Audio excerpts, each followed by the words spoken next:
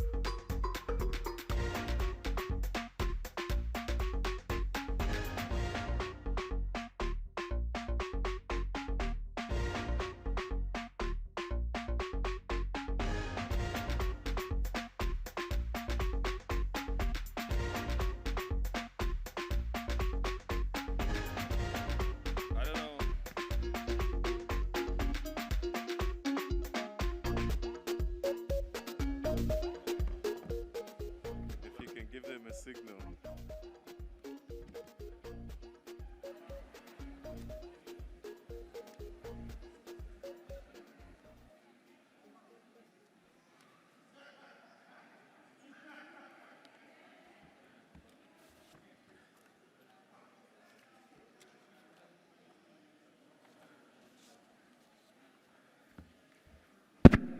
Right. Ladies and gentlemen, please, if you could take your seats. Thank you so much indeed for your patience. We were running quite long upstairs, so the transition has been a little bit of a challenge, but thank you so much indeed for your patience.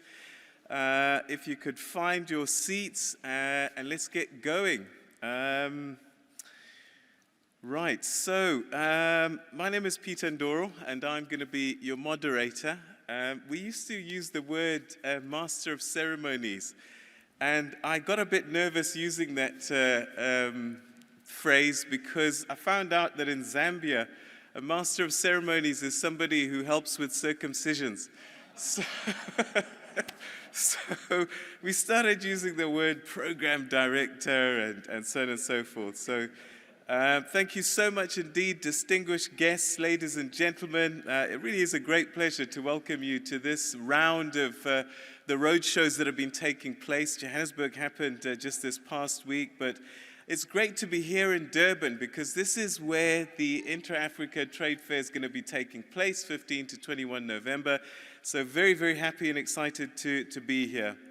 Now, this roadshow is really all about bringing multi-stakeholder platform together to engage, to exchange on trade matters, which include but not limited to government, captains of industry, private sector, and a number of people that you're going to be meeting, particularly on the stage in a short while, just to talk through some of the issues and why we're a bit excited about the biggest event of the year taking place here in Durban in November. And hopefully it's going to kickstart amazing things post-COVID. We've been disrupted in a way that we could never have predicted. But it's events such as this trade fair, I think, that give us hope that something exciting is on the horizon. And we'll be discussing that with a panel a little bit later on. We also have a few speakers that will be sharing a few remarks with us to, I guess, set us up for our conversation and get us all ready for this big event. There was a signing ceremony that just took place upstairs, designating Durban as the host city. And so this trade fair is coming to KwaZulu-Natal, and we're very, very excited. We're looking at something in the order of about $40 billion worth of deals, hopefully, that will be signed in the days of that event. It'll be partly virtual, partly real-time, so there'll be a few thousand people that will physically walk around. Of course, it's all going to be safe and done, COVID rules, etc. But thank goodness for the vaccinations that we're able to get as many people here as possible. All right, just before we start, a couple of housekeeping things. Please just make sure your mobile is turned to silent. You know how these things work. All of a sudden, your daughter or your son has put you on a funny ringtone, and it will embarrass you, and it will ring louder than normal. So put it on silent, but more as a courtesy to our speakers. Please keep your face masks on. We will only allow the speakers when they're speaking to take them off, but by and large, everybody else, if you can keep your face masks on, that will be really greatly appreciated. It is that time of our history that we're going through. Following the panel session, we're going to be inviting questions from you, the audience, and I'd ask you please to raise your hand.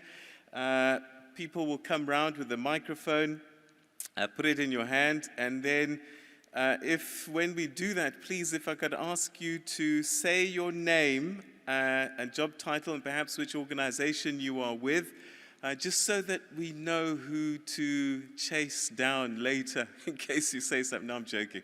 But just so that we know who we're talking about, who you represent, and just know who we are. And also, if any journalists who've arranged interviews with our VIPs or would like to, please, there are a few slots, I'm told, that are still available, so please make yourselves known to an event representative at the welcome desk, and they'll be able to confirm a slot for you in terms of getting those interviews with the VIPs, that many of which you'll see on the desk just now, on the stage just now. Also, if you want to meet with Afreximbank, there's an opportunity for you to book a meeting with them, with a representative. And again, you can make that booking at the registration desk, and you'll be able to secure a meeting there. And they can help facilitate many, many things. So, this is the reason why they're making sure this trade fair actually happens. So if you want to meet with the team at Afreximbank, registration desk, they'll be available to you. Also, we want the whole world to know about what we're doing here. So if you're on social media, on the platforms, please just add the following hashtags. Hashtag IATF2021 or hashtag IATF in SA21. Hashtag IATF2021, hashtag IATF in SA21. Okay, so if you post anything on social media, please use those hashtags so that people get a sense of what's happening in here, but also what we're looking forward to in terms of 15 to 21 November. And hopefully the whole world's going to descend either virtually but in person as well here in this beautiful city of Durban. Okay, so just to give you an idea, a preview of what to look forward to and what the trade fair is going to be about, we prepared a short little video for you just to give you a snippet, a prelude of the trade fair. Let's take a look at that now. Export-Import Bank, Afreximbank, in collaboration with the African Union and AFCFTA Secretariat, brings you the second Intra-African Trade Fair, IATF 2021, to be hosted by the Government of the Republic of South Africa in Durban, KwaZulu-Natal, from the 15th to the 21st of November 2021. IATF 2021 is expected to attract over 1,100 exhibitors and 5,000 conference participants from more than 55 countries, and to generate up to $40 billion in trade and investment deals. IATF 2021 will consist of an exhibition, a trade and investment forum comprising of the IATF 2021 conference featuring leading African and international speakers, and a variety of sessions on, among others, African trade and investment, opportunities under the African Continental Free Trade Area, and training workshops covering exporting, standards and marketing. A virtual trade fair providing buyers, sellers, exhibitors and countries an interactive online platform where they can showcase their goods, services and investment opportunities. African heads of state, ministers responsible for trade, industry and finance, central bank governors and captains of industry will be participating from the 15th to the 21st of November 2021. IATF 2021 is brought to you by Afrexim Bank in collaboration with the African Union and AFCFTA Secretariat and hosted by the Government of the Republic of South Africa in Durban, KwaZulu-Natal with the support of our official event partners. Intra-African Trade Fair, Transforming Africa. To register and get more information, visit www.intraafricantradefair.com.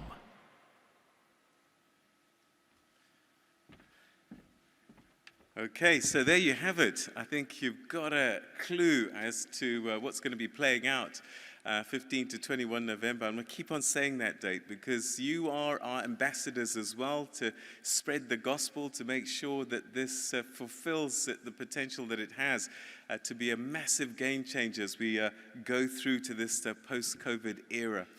Okay, so it's all happening in KwaZulu-Natal, and it's a province that's uniquely positioned in many ways to be a gateway of trade coming in and spreading across the continent, and to set the scene for us in terms of just how open for business KwaZulu-Natal is.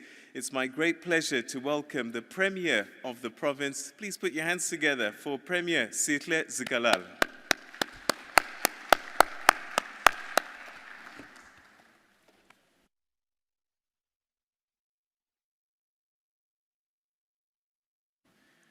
All right, okay.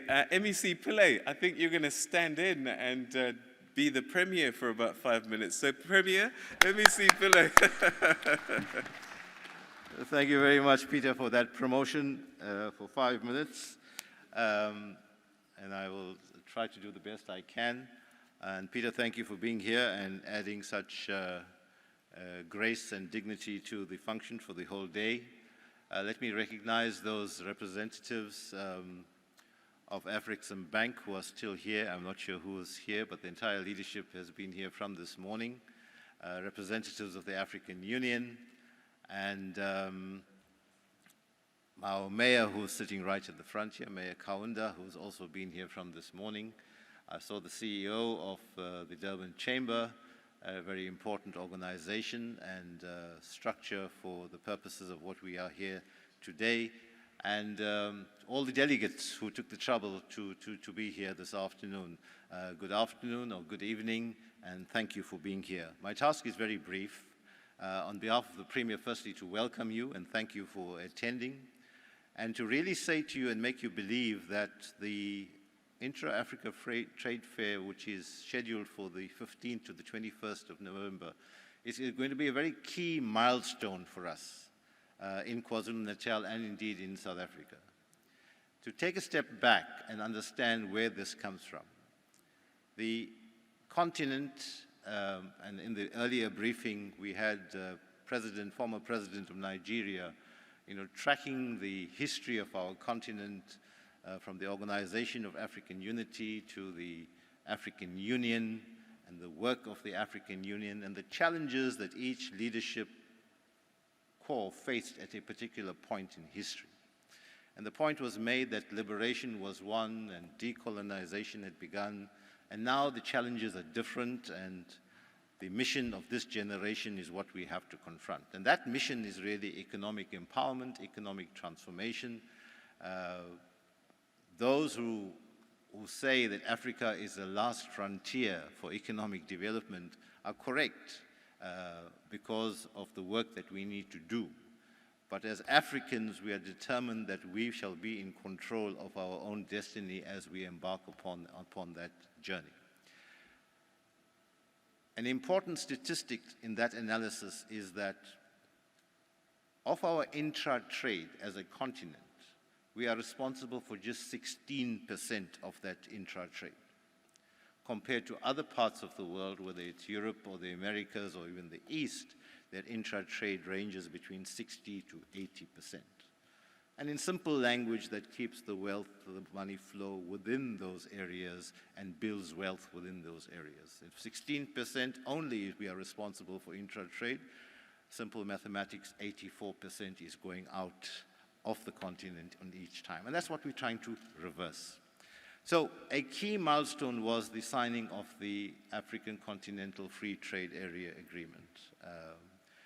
It's not my task to set out the technicalities of that, but the thrust of it is that it will make it easier to trade between our countries. There will be incentives to trade between our countries, and that relates to the tariff and duties framework and border controls and all the regulations that relate to it. But it's accepted that that's going to really boost our intra-African trade. So, as part of the effort to promote this, Afreximbank took the initiative to launch the intra-African trade. It's the major sponsor in partnership with the African Union. This will not be the first one. The first one took place a couple of years ago in Cairo. This will be the second one. And what's different this time is that the ACFTA is now been signed off by over 50 countries. And that gives it a new impetus, and that's what makes it very, very different this time. Of course, for KwaZulu-Natal, and I think the Afreximbank people won't mind if I say that we had bid for host this fair in 2023. This year, the fair was supposed to have been in Rwanda. For various reasons, it was not possible to have it in Rwanda.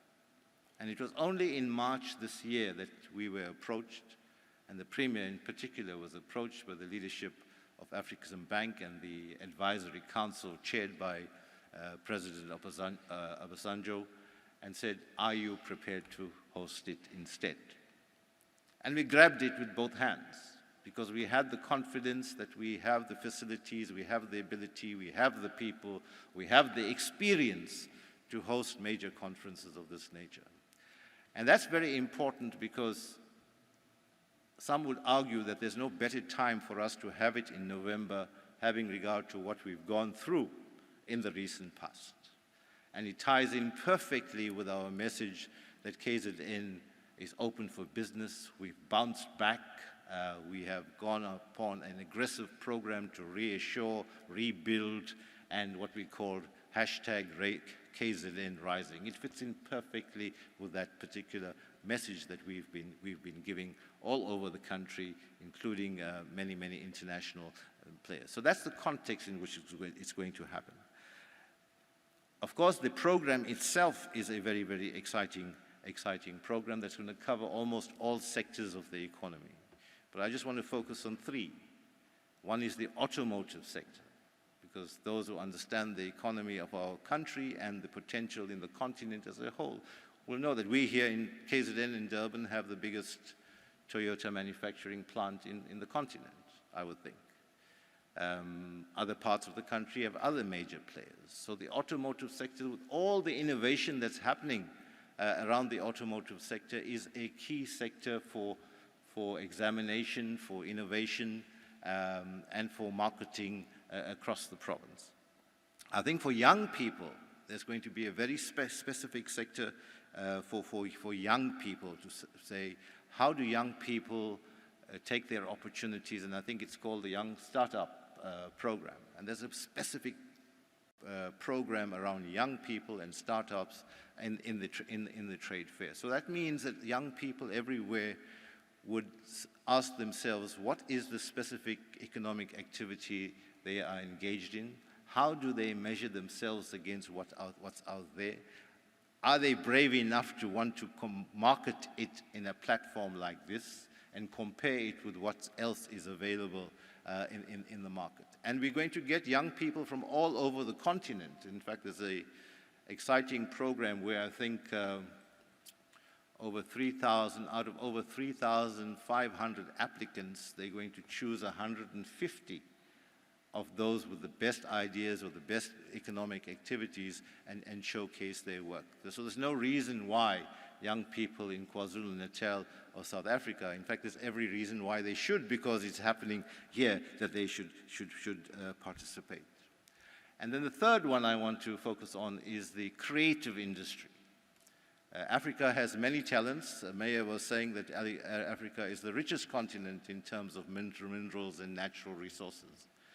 This one focuses on the creative side of our talents, our music, our films, our art, our dance, our sport.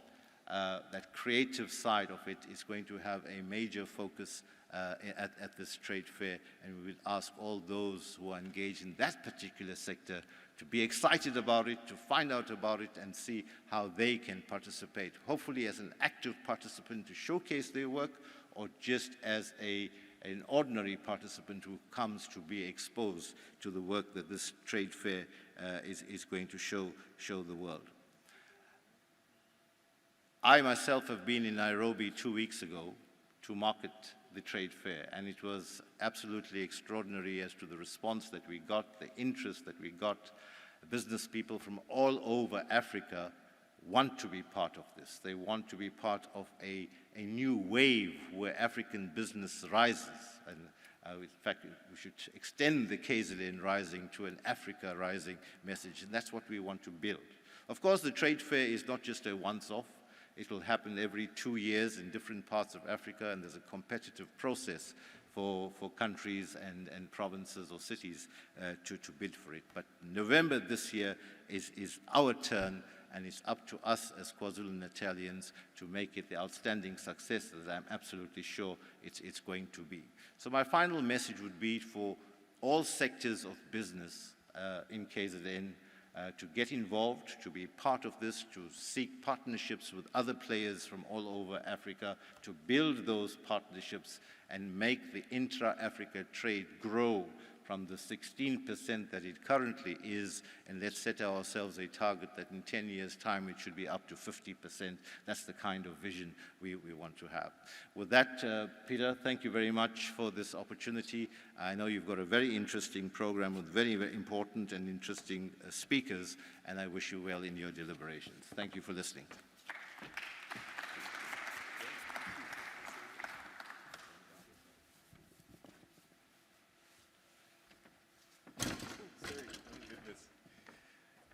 Premier Pillay, MEC Pillay, you've been demoted again, I'm sorry.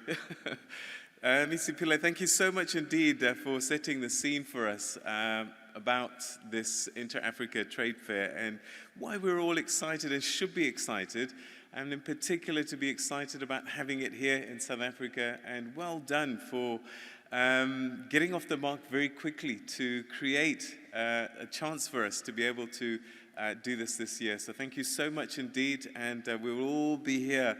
And I hope there'll be better weather, MEC, in December, November, sorry. But thank you so much indeed for your words and setting us up today. So, you know, you'll hear about partnerships and collaborations, and that's, we hear it all the time, but for this event to happen, it really, really has been one of those coming together of a number of people in common cause to get this thing off the ground. And one of the pillars of this is Afreximbank, and we want to thank them for the work that they're doing. This is a bank that is very much owned by the continent and doing great things across the continent. And one of them is this Intra-African Trade Initiative. And the managing director there joins us now to share a few words this evening. Please put your hands together for Mrs. Kanyao Awani.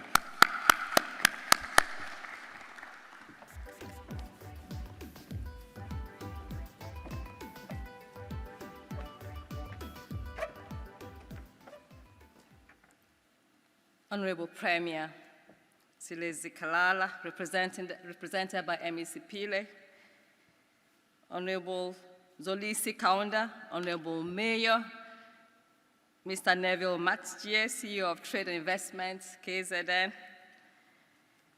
Mr. Sandile Zungu, Black Business Council of South Africa, captains of industries, CEOs, representatives of the South African business community, distinguished ladies and gentlemen. A very good evening to all of you. Sani Bonani Nonke, I hope I got that right. It is my pleasure to welcome you to this high-level roadshow on the Intra-African Trade Fair, holding in this beautiful city of Durban. are hosts for the second edition of the Intra-African Trade Fair that will take place, as you've heard, between the 15th and 21st of November in 2021. This is a city that is renowned for its vibrant culture and warm hospitality. It is a perfect host for Africa's premier trade event, the IATF. The ambition for today's trade fair, today's roadshow, is to provide both the public and private sector, the business community, with critical information on the trade fair, its relevance to Africa's transformation, and the integration ambitions. Indeed, it is quite apt to hold this IATF in South Africa in the same year that trading under the AFCFTA commenced, given that the negotiations for the establishment of the AFCFTA, as was mentioned by Ambassador Muchanga upstairs, were officially launched in South Africa in 2015. The speed with which the agreement was negotiated and subsequently entered into force is nothing short of remarkable, and it does demonstrate a collective will to open a new chapter in Africa's development. I sense that we're all tired about the sorry state of affairs. A chapter that will enable us to deliver a vision of an integrated, prosperous, and peaceful Africa, driven by its citizens, representing a dynamic force in the global arena to achieve Agenda 2063 of the AU, the Africa we all want. A few days ago, on September 12th, we commemorated the 44th anniversary of the death of a great African, Steve Biko, founder of the Black Consciousness movement in South Africa. He wrote, and I quote, "A people without a positive history is like a vehicle without an engine." Ladies and gentlemen, today, Africa is crafting its positive history. The AFCFTA has created the world's largest free trade area since the creation of the World Trade Organization by a number of participating states. United as a single market, it creates a market of 1.3 billion people with a combined GDP of over $3 trillion US. It makes it the fifth largest economy globally in terms of GDP. The AFCFTA, as we've heard severally today, promises to revolutionize trade, reshape markets across regions, and boost output in the manufacturing and services sectors. It will fundamentally transform Africa's economic structure and reduce our reliance on the export of primary materials or raw materials. It promises to create opportunities for our youth and break down the artificial barriers that have divided us for too long. And in the context of COVID-19, the AFCFTA has probably even taken on more important roles in the framework of African economic recovery. According to the Secretary General of the AFCFTA, Secretariat, Mr. Wamkele Mene, he says it all the time that implementing the AFCFTA is the best stimulus for post-COVID-19 economies. And I'll just quote him. We believe in that as well in the bank. Many countries in Africa do not have the monetary policy space nor the fiscal policy space to provide large bailouts in the trillions of dollars for economic recovery. Therefore, for Africa, the stimulus package is the actual implementation of the AFCFTA.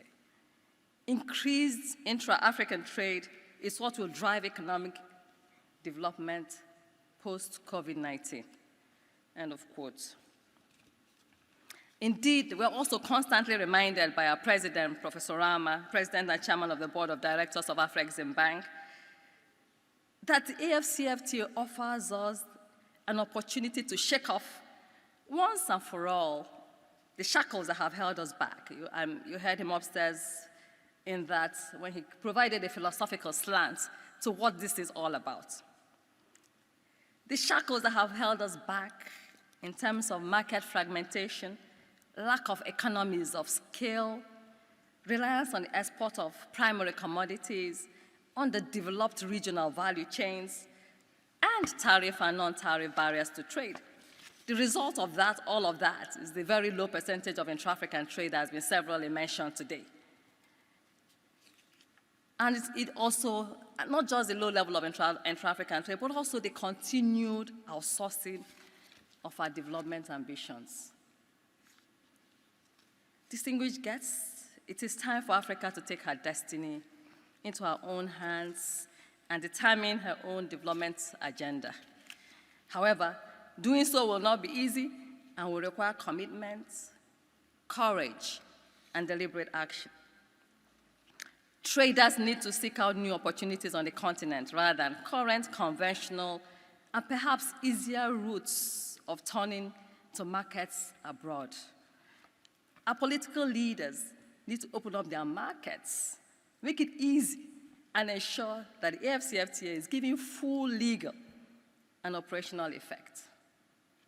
Our financial institutions, they need to be bold and support intra-African trade and investment despite perceived risks. We at Afreximbank are proud to be contributing to this positive history of African integration and development. Afreximbank is in the forefront of supporting the AFCFTA and has developed a number of financing and facilitation instruments to support intra-African trade. Some of the practical solutions we've developed at the bank include the African Trade Gateway, a digital ecosystem to facilitate intra-African trade.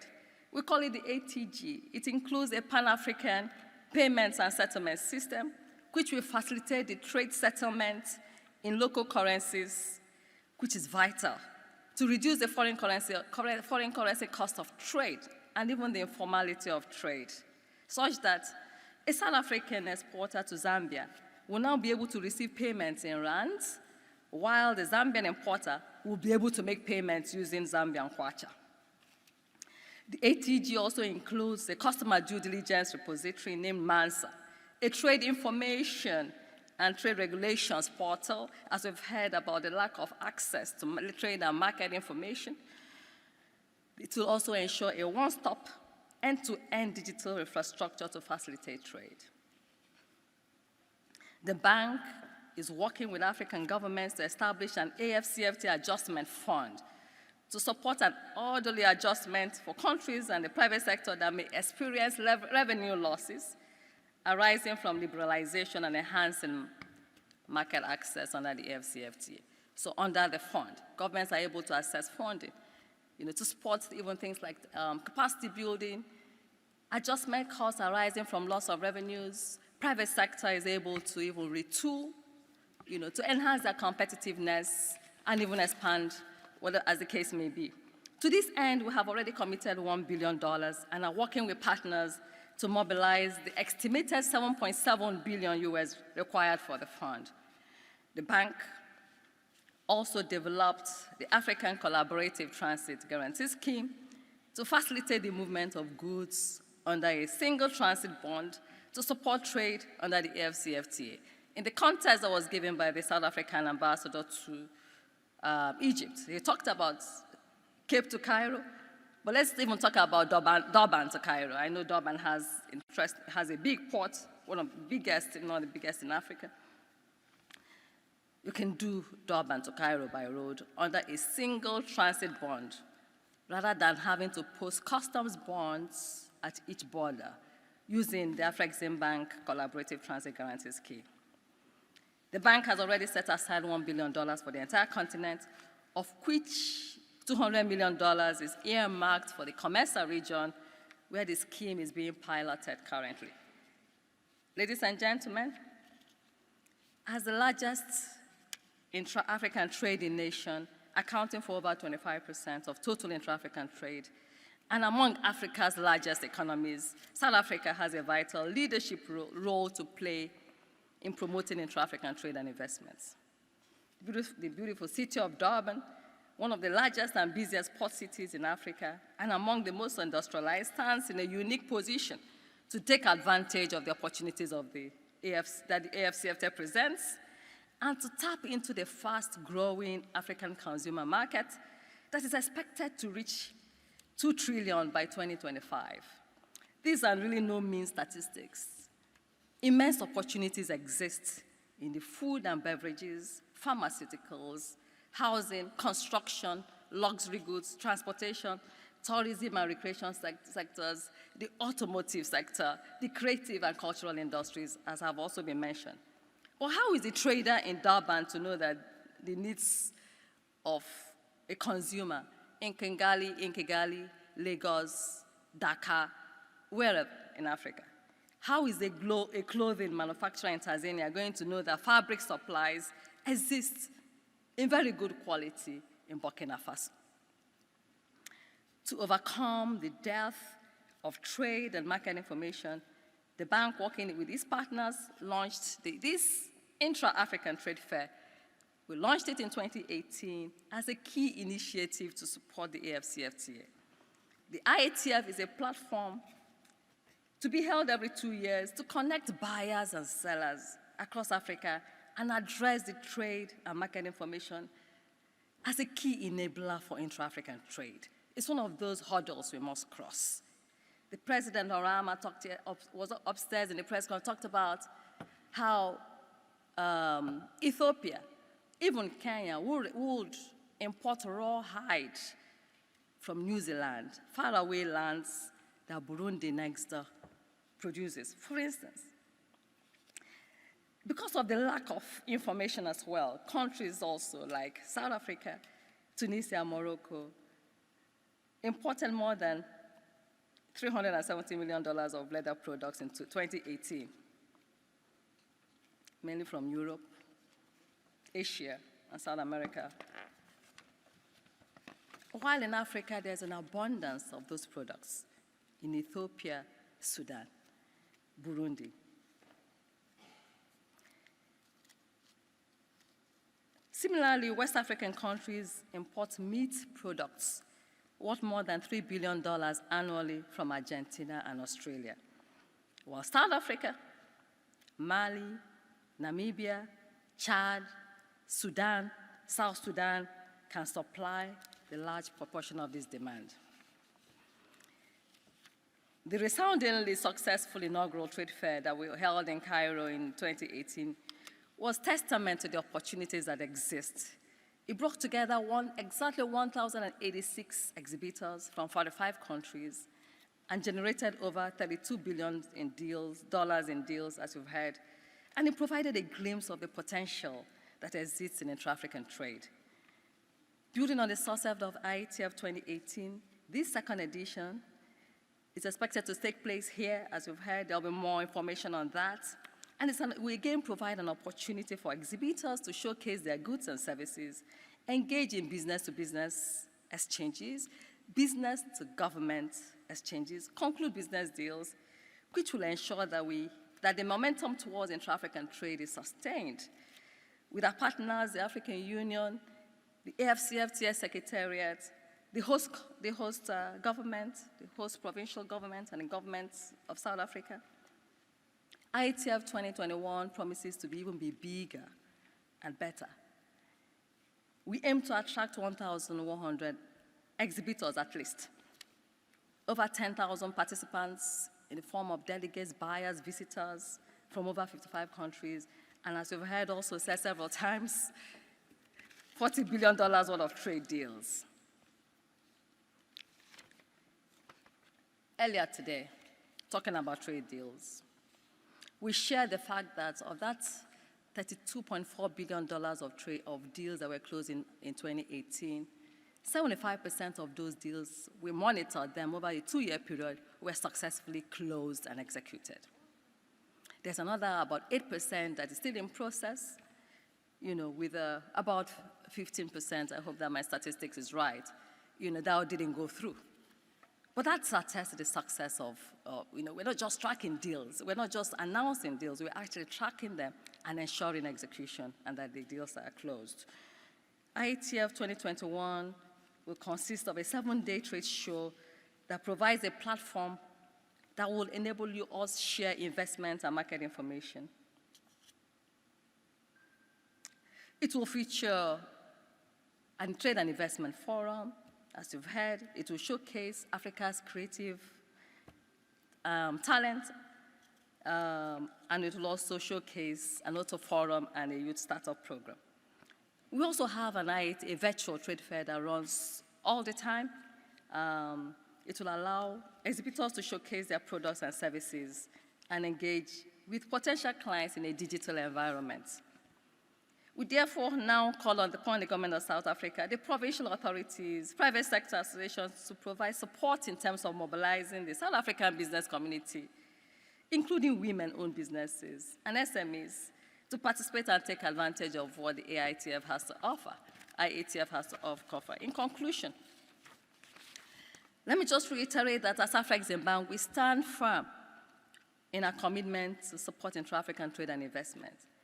And in so doing, we are ready to support the government of South Africa, the South African private sector, to ensure that there are adequate resources, both financial and non-financial, to not only adapt to the world of continued turbulence in the midst of COVID-19, but also to thrive in the new business environment created by the AFCFTA. The products that I just mentioned are just only a tip of the iceberg. Perhaps maybe later there'll be an opportunity when there's a panel session for my colleague who is on the panel to share more light on the many products that we have. But we're also available to talk to people. The trade fair is not an end in itself. It's simply a platform. We want to do business. We want to do business in South Africa. We want to support the South African growth agenda, and needless to say, the KZN as well. My job here is to invite all of you to join us at IATF 2021. As exhibitors, as sponsors, if you want enhanced visibility, as buyers who want to redirect your supply chains, and as participants in the conference and the various activities that we'll hold. It promises to be an exciting time. And it's all towards the journey of a vision of an integrated and prosperous Africa. I've heard it said oftentimes that opportunity has a shelf life. This is your opportunity. But I'm optimistic, though, that South Africa and the beautiful province of KwaZulu-Natal will be strongly represented. We look forward to seeing you in Durban in November 2021. I thank you for listening.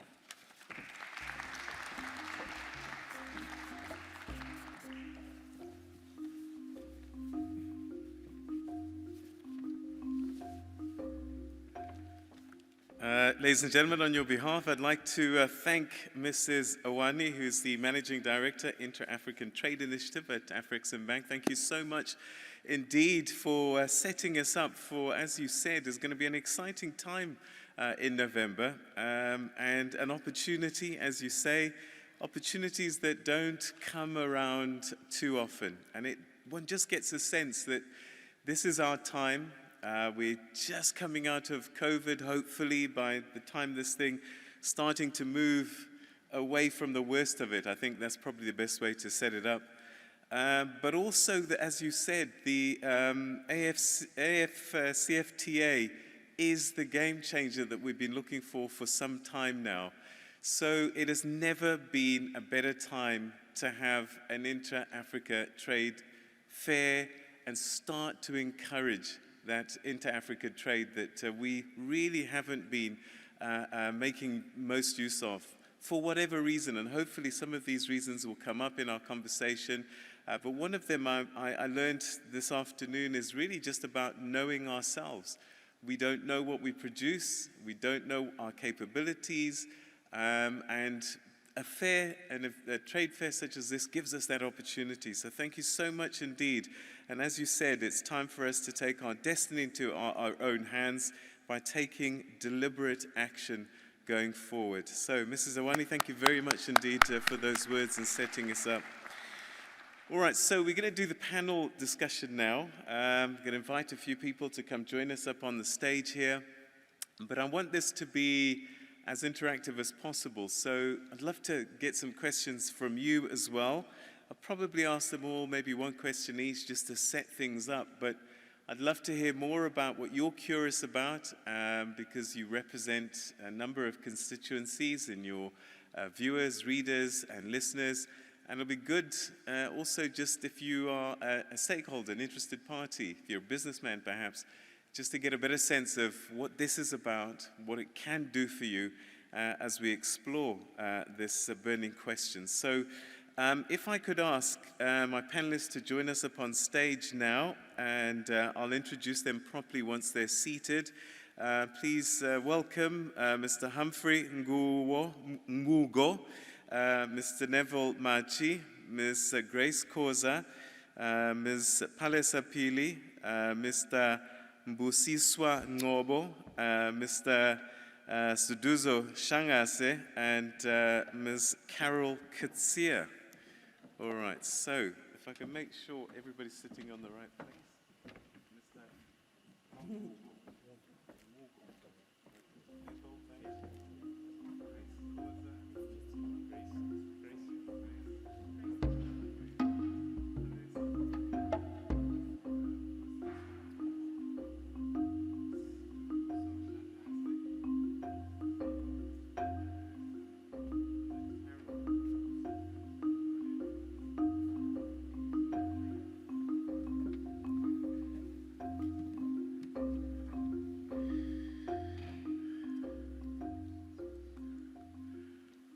So our guests are here, and as I said, I will ask a lot of questions, but I really do want it to be about you and what you're curious about. And normally people like me try to talk quite a lot at the top of these conversations to set it up and so on and so forth, but I'm mindful of time, and I think what's really, really important, what we've said here is that we're building forward better post-COVID-19. So in real terms, we were trying to do something before COVID-19. We were trying to build forward, but now we have this extra layer, a disruption that happened. And this was literally as the AFCTFA was just signed and just came into being. So we've got a game changer that's there, but perhaps hasn't had time to express itself fully. And then we had COVID-19, and now we have to think about how do we do this inter-Africa trade. We know that less than 20% of trade on the continent is leaving the continent. So how do we change that equation? Perhaps the other way around, that 80% inter-Africa trade and then 20% to other parts of the world. And we have to find a way, I guess, because South Africa is the host country, Durban, the host city, and KwaZulu-Natal, the host province. What are some of the opportunities that this country and this province in particular can offer in terms of trade and investment, particularly under the gambit of the AFCFTA? And so we have this esteemed group of people that are going to help answer some of these burning questions and also field some of your questions as we begin this conversation. So let's get right into it. And I'm going to start with the regional, in fact, I'm going to introduce them first of all. They can just say hello so that you know who we're talking about. From left to right, if I could say welcome to Mr. Humphrey Ngugo, who's the Regional Chief Operating Officer, Southern Africa, Afreximbank. Mr. Neville Machi, who's the CEO, Trade and Investment, KwaZulu-Natal. Ms. Grace Koza, Principal Communications Advisor, African Continental Free Trade Area Secretariat. Ms. Palesa Pili, CEO, Durban Chamber of Commerce and Industry. Mr. Mbusiswa Ngobo, Deputy Chairperson of the National Association of Automotive Component and Allied Manufacturers in KwaZulu-Natal. How big is your business card? Welcome, welcome. Mr. Studuzo Shangase, who's the Youth Startup Director, Energy Capital Solutions, KwaZulu-Natal. And I'm very excited about the youth aspect. And I don't know, upstairs I shared a statistic which always speaks to me. The average age of an African on the continent is 19.7. So all of us here are geriatrics compared to the average age of, it's a young continent. Young people are in the majority, and so we've got to create opportunities and platforms for them, because if we get in their way, they're going to actually carry on without us regardless, and that's the truth of what's happening. So I'm great, and I'm looking forward to hearing a lot more from you about that. And also the KZN Film Commission CEO, Carol Kutsia. Carol, thank you very much indeed. And yeah, the creative industries, again, another, I would say, low-hanging fruit, opportunity for us to do amazing things. And we are doing some great things in film. If you think about, you know, Nigeria's talked about a lot in terms of Nollywood, but I think right across the continent, special things are happening, particularly here in South Africa, more and more as well. So let's begin our conversation, if you are ready. And I'll start with you, Mr. Nugo. How will the Pan-African payment and settlement system assist South Africa's exports into other countries on the continent? Thank you. Thanks, Mr. Moderator. I think that is a relevant question in today's Africa, given obviously the expected expansion of trade that will be triggered by the AFCFTA. We as a bank, as African Export-Bond Bank, we did a study sometime around 2015 it was. And we found that Africa as a unit, as a continent, has 42 different currencies. And if a country in Africa wants to trade with another, you take South Africa and Zimbabwe, for instance, they have to open letters of credit, which are denominated in third currencies or foreign currencies, US dollars, euros, and which clears in either London or in New York. And these are neighboring countries. So the cost of that was very huge. So we thought, as the Trade Finance Bank for Africa, how can we assist? Obviously, with the well-documented low levels of intra-African trade, how can we support Africa to begin to trade in own currency, instead of using foreign currency with its attendant costs, and sometimes, obviously, as you know, with little political crisis, the foreign banks would cut their lines, etc., etc. Now, we heard earlier on today when the AU Commissioner for Trade was speaking, that anecdotal evidence suggests that even the low levels of African trade is also grossly underreported. The reason is simply because the informal part of that trade is not captured in the overall trade. So some studies suggested that if we can trade in African currency, the 42 currencies that we have on the continent, the overall Africa's trade can improve by not less than $50 billion. These are informal trades taking place today that are not being reported. And there will be cost savings in excess of $5 billion per annum, which are costs that are being incurred today as a result of payments on foreign currency denominated instruments.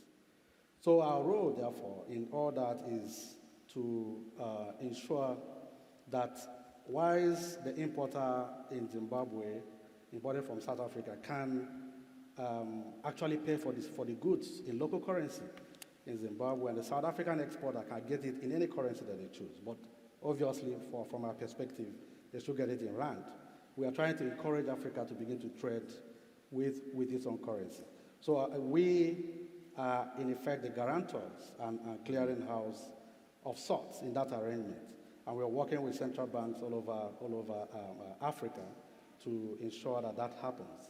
The good thing is that arrangement is not replacing any existing arrangement. It's actually complementing. So there is interoperability between the platform that we are setting up and other payment arrangements. And that is the idea, to enhance and complement existing protocols. Thank you so much. Thank you very, very much indeed. Pretty exciting. I mean, I guess this is an interim thing, because ultimately what might be first prize is to have one currency across the continent. That is the intention. Yeah, fantastic. Thanks so much. I'm sure we'll get a few questions on that payment system to help us get these payments done much quicker, more efficiently. So let's talk a little bit about KwaZulu-Natal, the province that we're in. And Neville, what are the attractions that KwaZulu-Natal has for investments, and what are the key sectors that people should be looking at? Thank you for the question. I think, first of all, just to indicate that as a province, we are a very agile province. We respond quickly to investors, and I must compliment the African Bank, whom we have taken projects to from KwaZulu-Natal, and a lot of them are actually quite at an advanced stage of funding. And that's really the type of relationship that we want to build. And that's how KwaZulu-Natal moves. South Africa, just for our global audience, South Africa has got 9 provinces, and out of the 9 provinces, KwaZulu-Natal is the second largest economy into South Africa, following Gauteng, and then we are followed by the Western Cape, which is where Cape Town is located. We have diverse cultures and diverse opportunities. From an infrastructure perspective, we are well developed as a region. We have 2 SEZs, special economic zones, one which is located here in Durban called Durban Trade Port, and the second one which is located further north called Richards Bay IDZ. The 2 SEZs really form the anchor in terms of our export trade and encouraging manufacturers to locate into those SEZs. Over and above the SEZs, there's economic hubs that are driven by our provincial government.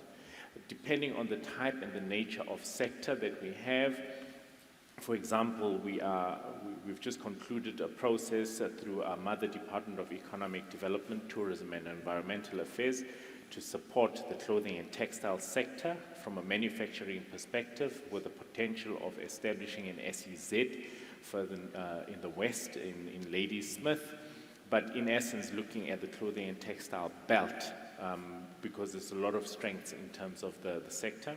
The automotive sector, as has been announced, is a very strong sector, hence also the IATF this year coming to Durban is also focusing on the automotive sector. We have both, of course, the OEM, Toyota, as well as first, second, and third tier suppliers, not only into Toyota, but other OEMs that are located within the region. The ICT BPO sectors are also quite important for us from a business processing and outsourcing sector, really absorbing a lot of youth in terms of employment. In Durban alone, approximately 12,000 people employed within that sector and growing, and continued being supported. And then, of course, agriculture, a very important sector, looking at agro-processing. It's a huge sector within our province. As mentioned earlier, in terms of the Africa Continental Free Trade Area, we've identified products that we're wanting to export into the African continent. And the question that you raised earlier, do we actually know what we want to sell into the continent? As KwaZulu-Natal, through the leadership of our Premier and our MEC, we've actually developed key products that we've been able to identify that we can actually trade into Africa. And we're also looking currently at a full analysis and in terms of products that actually we require in order to encourage intra-Africa trade. The chemical sector is also quite an important sector, which includes rubber products, which are also being exported from our region. Tourism sector, and within tourism, we're also looking at property development to support the tourism sector. So we're literally a vibrant economy. We've a stable climate for doing business. And the most important thing is adequate government support for those that are wanting to actually do business in our region. We have a very strong relationship with the business community within KZN, organized business, and we continue to enhance and find solutions to really enhance the way in which we do business within our region, and to create a climate that's conducive for investors to actually come and invest in our region, turning red tape into green tape. Sounds very, very exciting. And one question that keeps coming up for me, and some of the people on the continent might have different ways of looking at it. For example, in Nigeria, you have a federal government, and then you have a state government. Yeah. South Africa, we have national government, provincial government. Can you, as a province, sign off on things? Or does it always have to filter up to national? So that if I'm an investor and I want to invest in KwaZulu-Natal, can I deal with you and you sign off and it's done?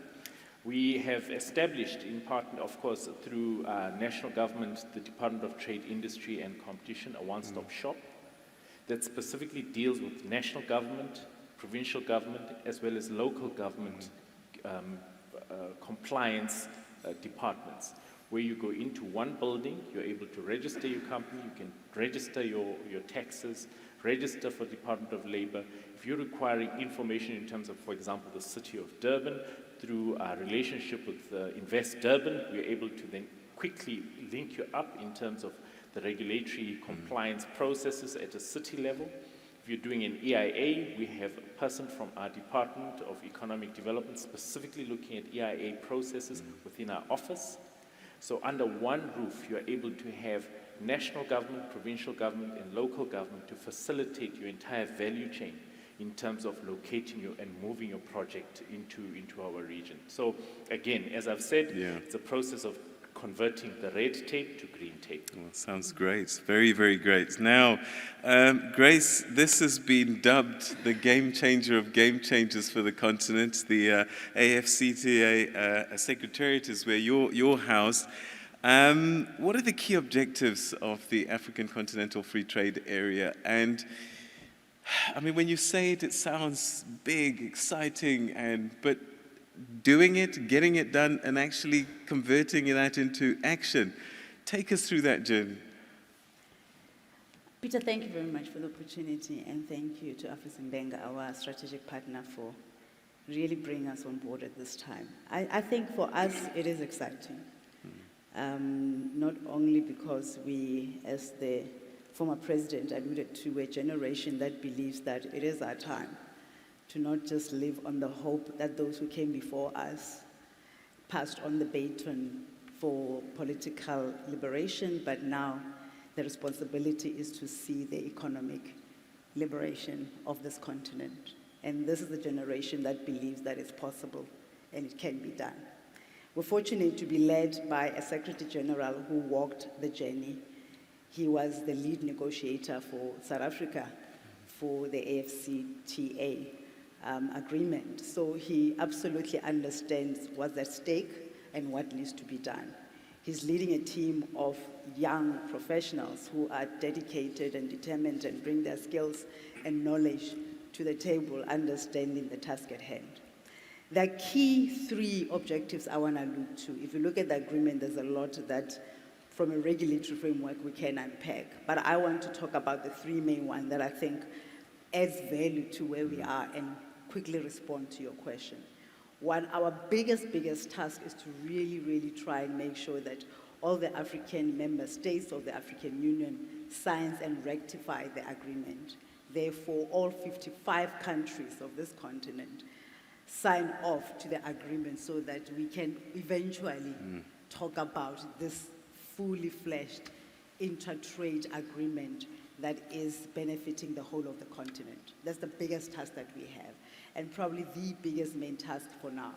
The second one is to provide really policy changes that would instigate and stimulate changes in our member states around regulatory challenges that they might face, to open up what we eventually believe will be the liberalization of our continent through economic changes.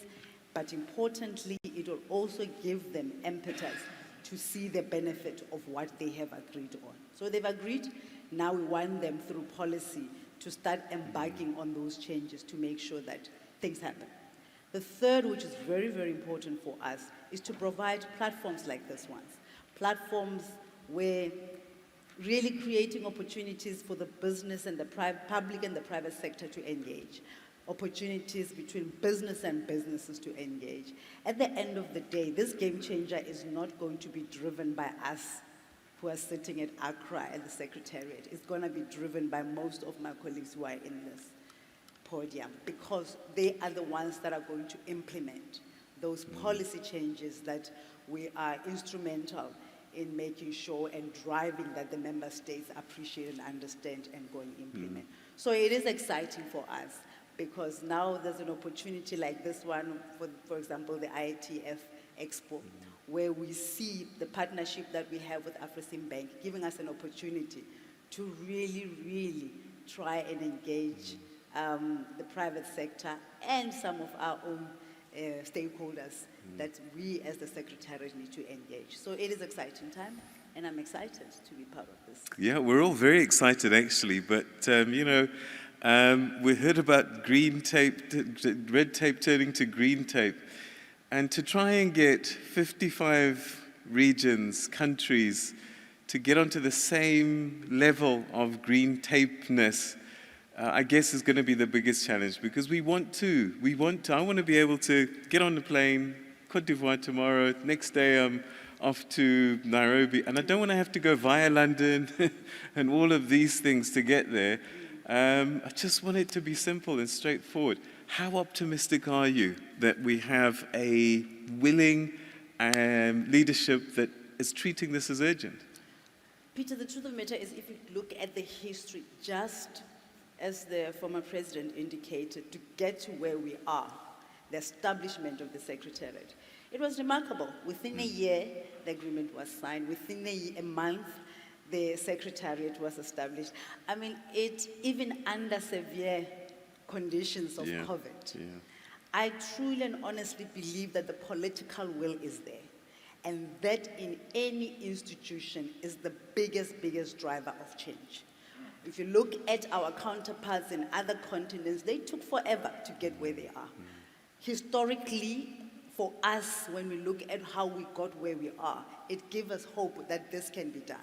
But let me give you a practical example. As I sit right now, there are 3 meetings that are taking place in different parts of the continent that we are leading. And these are practical meetings. We're meeting with the RECs. We're meeting with cross-border commissioners to look at digitizing just the cross-border access so that trade can happen easier. That for us just gives us also another opportunity of saying to naysayers, this continent wants what belongs to it and is willing to pay the price and put on what is at stake and really, really make sure that the changes are being done, not only for us, but for the generation that comes after us. All right, it's very, very exciting. I'm sure you're going to get a couple of questions on that. Palesa Pili is the CEO of Durban Chamber of Commerce and Industry, and we live in a world where mostly young people, and most of our young people are very digital now. And one of the beautiful things for us is that we've been jumping sometimes these processes of industrialization and development, et cetera, and I just wonder how important digitalization is going to be in terms of being a component of, especially South Africa's economic future, because I guess by using digital technology, we can jump another layer that perhaps we've been stuck on to move forward. Thanks, Peter, for that question. I'm going to answer it in a couple of other ways in terms of how we see things as, the Durban Chamber. So, of course, the digital, technology, we're very excited. We're looking forward to seeing more things happen, and more specifically within our country. We're looking forward to certain policies such as, the release of spectrum, so that, more young people can actually start to participate in this industry. When we look at the sector itself in terms of reality and practicality of where we are and where our young people are, we do have a couple of young people that are already in this sector, but majority of the current young people that are currently unemployed right now, we've got a huge challenge of youth unemployment. And what's important for us is how do we utilize this conference coming here into our city to ensure that even when we talk technology, when we talk certain other industries, what are the key things that are going to ensure that the young people will benefit here within our city? And how do we encourage them to start looking at opportunities outside of the country at the same time? So when you start talking technology, of course, great opportunity, but there's very few young people that understand technology, they drive what it means, and there's so many opportunities within technology. So, some of the practical things that we can look at when we talk technology for our young people, especially in the townships and rural areas, because, for us as a Durban Chamber, we're very, very passionate in terms of wanting them to also be part of, conversations such as this, which unfortunately we're finding more and more, they're almost like left out. There's opportunities within the electronics, for example. I spoke about spectrum. So release of spectrum. Currently, there's a lot of people that almost everybody here has got a cell phone. When a cell phone breaks down, where do we take it? In certain, key stores. So how do we start having programs that will ensure that we teach our young people into electronics support and fixing of electronic products, such as cell phones, fridges, TVs, all those kind of things. And how do we make sure that we work with government to make sure that we implement, and ensure that these young people are supported. I'm also very excited with African Bank in terms of even the startup program that they're doing for young people, because I believe that with this, then the young people will get the funding, because the main thing of the young people, they've got so many ideas and so many things that they want to do, but funding always becomes a big problem at the end of the day. So we're really looking forward to this. But then again, in addition to technology, as the Durban Chamber, we would really like to see from this particular trade fair that we have some of the young people here in our province and in our city getting involved in areas such as agriculture. Neville spoke about agriculture, so many different steps within agriculture. We're a logistics hub. So when we talk agriculture, we don't just talk about going and making sure that you going and doing the groundwork of, plowing and sowing seeds. But what happens with those programs? So after you've done that, there's a logistics, that people need to think about to say, then how do I then move them from one place to another, maybe to another place that it will get processed. So those are opportunities for young people that we see, and how do we now integrate them into the rest of the continent. Manufacturing, Neville spoke about manufacturing of different industries that are there. We want a lot of young people to manufacture their own products, so that then it can enable them to actually export these products. If we don't manufacture anything and we buy things from countries such as China and stuff, we are not creating the much needed jobs that are required. So we would really like to see, those key industries, and of course, tourism. We're really encouraging a lot of people within the continent to come and travel into our city. We've got a beautiful city, beautiful province, a rich culture. That it's an experience that we'd like to share with the rest of the province. So those are the key, low-hanging fruits that we would like to see come out of this particular fair that we believe young people will be able to benefit. Thank you. All right. I hope as a chamber as well that you're fighting the good fight, because power and data are key components of this whole story. And, it's a simple thing like, I own a shop, I'm creating all of this wonderful clothing, but I need to market this to people in Zambia. And I need to be able to have a website and to be able to put it, and I've got a payment system that's there waiting for me to transact. But right now I'm stuck in my local area because people in Lusaka don't know that I can do these amazing things. So as we go digital, I'm hoping that you're fighting the good fight for us to make data cheaper, and that there's power everywhere, so that if I'm in Ulundi, that I too can sell these wonderful cultural beads and things. Absolutely. And, yeah. I mean, we're really fighting that good fight of release of spectrum. Is one of the key things that I mentioned here when I started talking. Very, passionately driving that.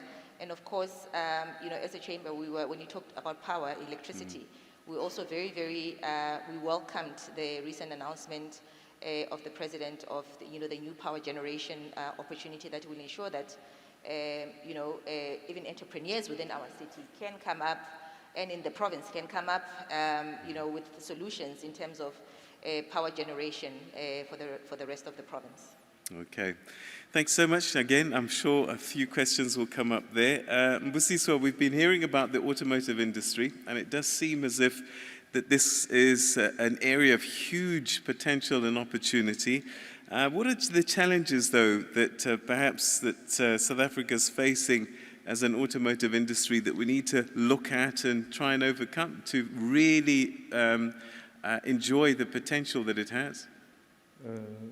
Thanks for that, Peter. And I must express my sense of gratitude. I'm humbled to express my own experiences within the automotive sector, primarily on two areas, as a businessman and also as a Black South African. It is one of the largest employers in the country. A lot more employment creation along the value chain.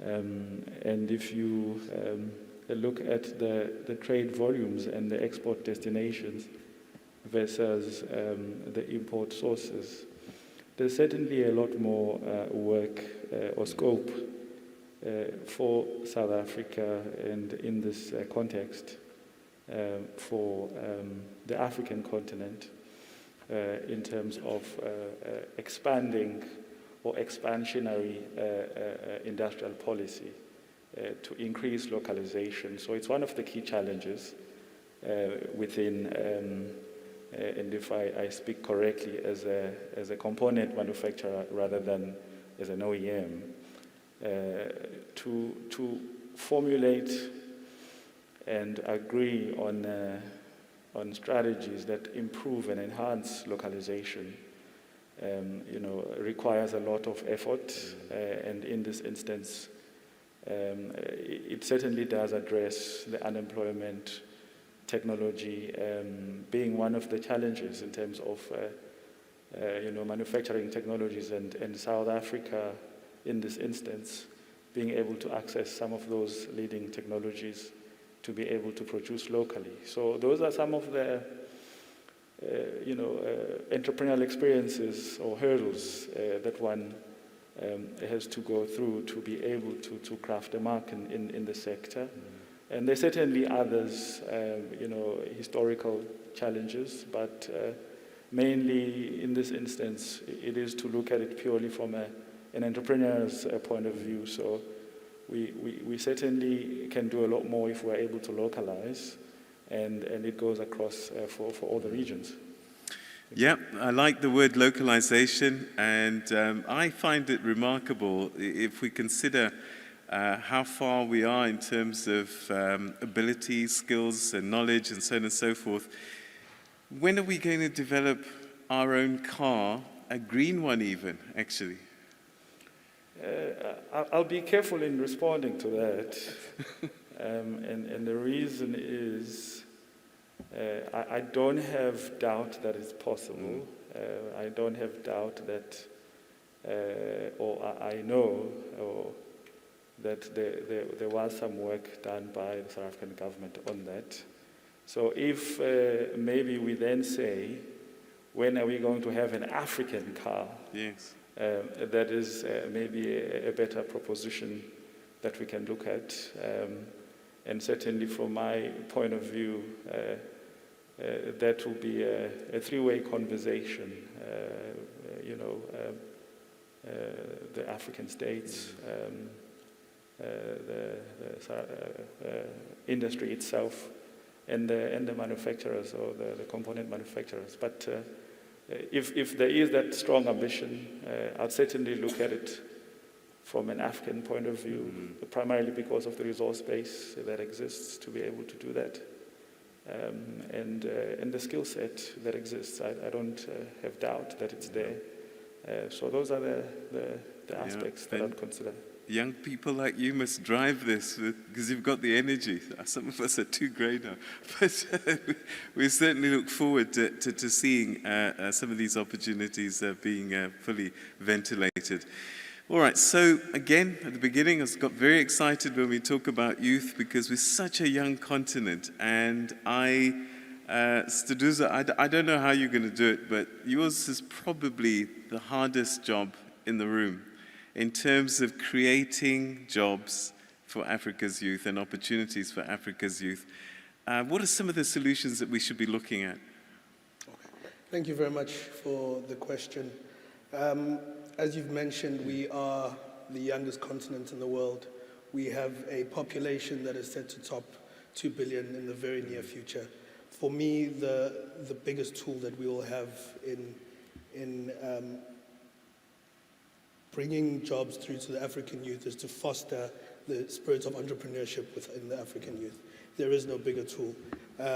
In fostering it, though, there are certain things that we need to put in place. We need to create that culture. We need to empower our youth with knowledge so that they understand the startup economy, how to actually build a business. What are the various components that go into actually building a business from scratch? Understanding the problem, understanding the solution, how do you go to market? We also need to empower them in terms of the implementation of some of the very beautiful policies that we have in the country, but we often don't find them trickling down to those who need them. Access to capital, access to information. We've seen what technology can do for the continent in how we jumped the hardline era of telecoms in the country from not having communication straight to mobile. My dream is that renewables will do the same for the energy sector. So once we're able to build that culture where our youth is, even in school, not thinking about qualifying to get a job, but thinking about while still in school, what business can I start? What can I bring to my community and serve? And then expanding that into the country, into the continent, because the potential is there, the ideas are there. I think the drive is there. We simply need to empower our youth to be able to bring those ideas from their minds straight to a reality. How are we enabling conversations between young people across the continent? Because I find that somebody's got a solution in Nairobi for a problem that's in Johannesburg because they've traveled that journey already. How do we get them talking to each other so that there's a bunch of solutions that are happening much quicker? Yeah. The power of social media has been amazing for a lot of industries, the film industry, the music industry. Certain business sectors have even in the youth space, benefited a lot from interaction, the removal of those borders through social media. So the power of being able to communicate digitally, being able to sit in an online meeting, we need that power, though, to be for our youth to understand it across the board. It can't be just a certain sector that's very tech savvy, that's very involved in the social media space, but again, we need to facilitate that culture of the use of devices such as social media in positive lights to create business, to create those conversations that are going to move economies and lives forward. Yeah, all right. Carol, one area that's particularly dear to me is your environment, and that's the work you do with the Film Commission, KwaZulu-Natal, but the creative industries. And I do think that this is a low-hanging fruit, like tourism, where we have so many creative people that just need avenues and vehicles. So how do we help? What are some of the challenges that you're facing that we're just not getting all that potential, all that talent, all that creativity out there? Thanks, Peter. And I think on behalf of the creative industry, we're just thrilled to be part of this. I think the creative industry always feels that it's left out. It's sort of the orphan child No one really values what the creative industry has to offer. And yet, if you think about every single person in this room, this morning you woke up, you looked at what you were going to wear today, you watch TV, you watch the news, you listen to music in the car. You know, everything you do every single day, we are all consuming the creative industry. And all the research shows that the creative industry, from an economic point of view, creates massive jobs. The multiplier effect is significant. So it's really a no-brainer as to why we should invest in the creative industry. I think South Africa, if we look at the continent, has taken the lead in that respect. I think we're the only country that offers financial incentives for a number of the areas in the creative sector. But I think where the fundamental challenges lie is if you look at how it is structured, and typically most people in the creative industry are freelancers, they're independent, so they just don't have the backing and the support. I think COVID hit really hard on the creative industry sector because many of those individuals couldn't claim any of the support incentives that were there provided by government because of that. If you look at the productive line in the creative sector, I think some of the challenge there is really around things like skills, access to funding. Again, as much as Nigeria has done very well, for example, in the film sector, it's primarily been led by the private sector. There's been very little government intervention. Also in terms of, if you look at intellectual property, you often hear about musicians that die as paupers. We've got the most amazing talent, as you said, and why is that? It's because they are living they're living from foot to mouth, and so if they get given an offer for whatever idea they've got, whether it's a song, whether it's a film, whatever it is, they'll take that money and not retain the intellectual property. So they don't have a long-term revenue stream coming in to ensure that they become sustainable, and even after they've then gone into the retirement years, they don't have any pension or anything like that because of the nature of the business. So those are really the kind of challenges that are there. And then on the consumer side, if you ask anybody in this room, to be honest, if they go to the movies and there's an option of watching a Hollywood movie versus South African production, what are you going to choose? So we have to shift the consumer behavior to start supporting African content and African products. And I think also I think technology is going to, as everyone has been talking about, is going to open those opportunities in a massive way. Netflix, for example, got 40 million new viewers, subscribers, in the last year because of COVID. So there's a massive shift as to how people are now accessing content, and they are desperate for African content. So I think the opportunities are really, really there, and it's really just how do we give that support to the industry. And I think it's really, this is the time. People want access to content, and African content is the best at this stage. Is there enough work, do you think, being done in terms of, because I constantly keep hearing young people coming to me and says, Peter, how can I also be on TV? And I'm saying to them, don't worry about what I'm doing. And this platform is changing so much now. There's different ways to do things. I was pleasantly surprised the other day. I saw these young kids in Nigeria on a mobile phone shooting a film and using the technology that's available on the computers and putting up a green blanket at the background, and they were doing space movies in their back garden. And suddenly, you don't need these huge budgets, but just somebody to show the different ways to do certain things. Is that something that we're working on to reimagine film, reimagine creativity? Absolutely. I mean, that's really the direction that it's going. I think the days of you wanting to see your film or your content in the movie house, that's shifted away completely. And there's so many new platforms that are available. I know it's been spoken about for such a long time that Africa needs to create their own Netflix. And I think what's really exciting, what we're excited about during the trade fair, there's a focus on the creative sector. And these are some of the conversations that we're going to be having in terms of, particularly at a policy level, how do you start providing that kind of support to particularly young people so that they can get on board. But the creativity is there, and it's really just saying how do they get access to the consumer at the end of the day. So we need to be working on the consumer side as well, because if we're not going to be supporting these young people and buying what they're selling, it's a no-win. So that's really what we also need to be looking at in the marketing side of things. Very, very excited about that. Okay, so the floor is yours now, open. I think you've provoked a few questions, I hope. If you have a question, just put your hand up and we'll get a microphone to you. There's one right at the back already, so if we can get a microphone to you, don't forget to say who you are, and then We'll get somebody to answer a question for you. There's another hand over here, so if we can get those. We'll try and get a few questions done because time's not on our side. But the first one over there, if you could stand up and just ask your question. And then the second person, if you could put your hand up still so we can get a microphone to you. Okay, go ahead. Your name and where are you from? Thank you, Peter. My name is Traveshan Naidu. I'm the Honorary Consul General of the Republic of Georgia, based in Durban. But I'm also a businessman that resides here. Good evening to the panel. I would like to firstly amplify Mr. Neville Mikey's positive comments on Afreximbank. I've had some interaction with them, and they have been quite forthright and very proactive in their feedback.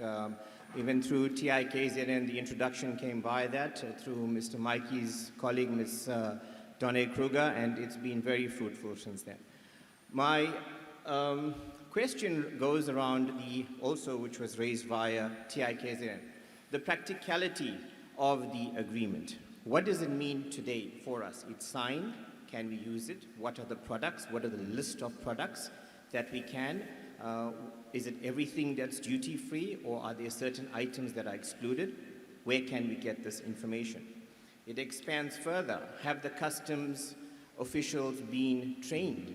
If we send something to a border, do they know how to read the document that says duty-free? Please allow it in. And thirdly, what about the resistance to change? You would perhaps understand in Africa, with the corruption, there are a lot of custom officials that make a lot of money on the side. They might just force our products to sit at the border, even though it's duty-free into the territory, and not let it through. My last is a comment and perhaps a suggestion. We have this structure. Perhaps we could also use the structure to enforce an export duty on our high-value products that leave our continent, tungsten, cobalt, other items to the world. That will thereafter enforce beneficiation on our continent. Let the world be taxed for what we produce. Thank you. Fantastic questions. Yeah, Chris. I hope you've been taking notes. I am. It almost sounds like an MBA dissertation, actually. It's going to help with my All right. PhD. So help us. I mean, what can I do today that I couldn't do before the signing of this agreement? Well, what you would do today, what you couldn't do before the signing, is that, importantly, you can be assured that the continent is in the right direction. If your country has rectified the agreement, that means they are now going to participate. Colleagues, let me probably just explain this. One of the key objectives that we've also been taking as the Secretariat quite seriously is to educate and inform the citizenry of this continent. The agreement are signed by member states, that means the governments, but the activation and the responsibility of the agreement to come alive is our responsibility, us as the citizenry. So when we sit here and talk about what is expected of us, the question that we always pose as a Secretariat to the public is, what is your involvement in making sure that your government knows that you understand that things need to be done differently?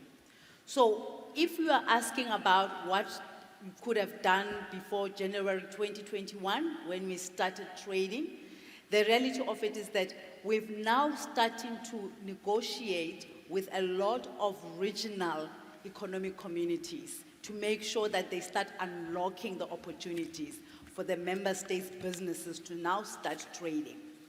As I said earlier on when I explained, at the present moment, there is a big meeting that's taking place at Lome. And the meeting is around informing and trying to help the whole corridor between Lome, Nigeria, Ghana, that whole customs border corridor, to make sure that we really help them to digitize the process. So we're talking about practical things that we're coming up with as a Secretariat.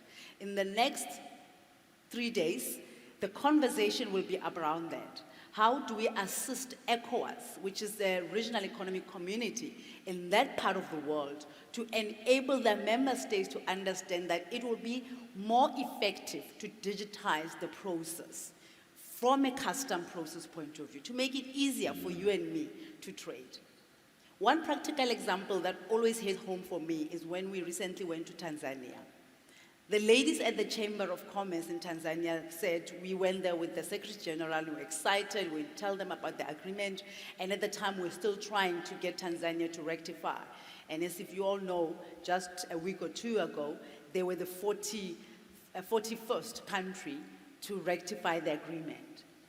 And at that time when we went to the country, we were still trying to encourage the public sector to put a bit of pressure. And one of the ladies in the chamber came to us and said, we hear you, but what is exciting for us is that you finally come on board. The truth of the matter is we've been trading as women. And they talked about the challenges that you talked about from a security point of view, from the regulatory framework that at times inhibits them from doing what they've done for years. Some of them, they've inherited this trade from their grandparents. And they said it has given us some hope that you are finally, from a political point of view, seeing that this needs to be activated and it needs to be done well.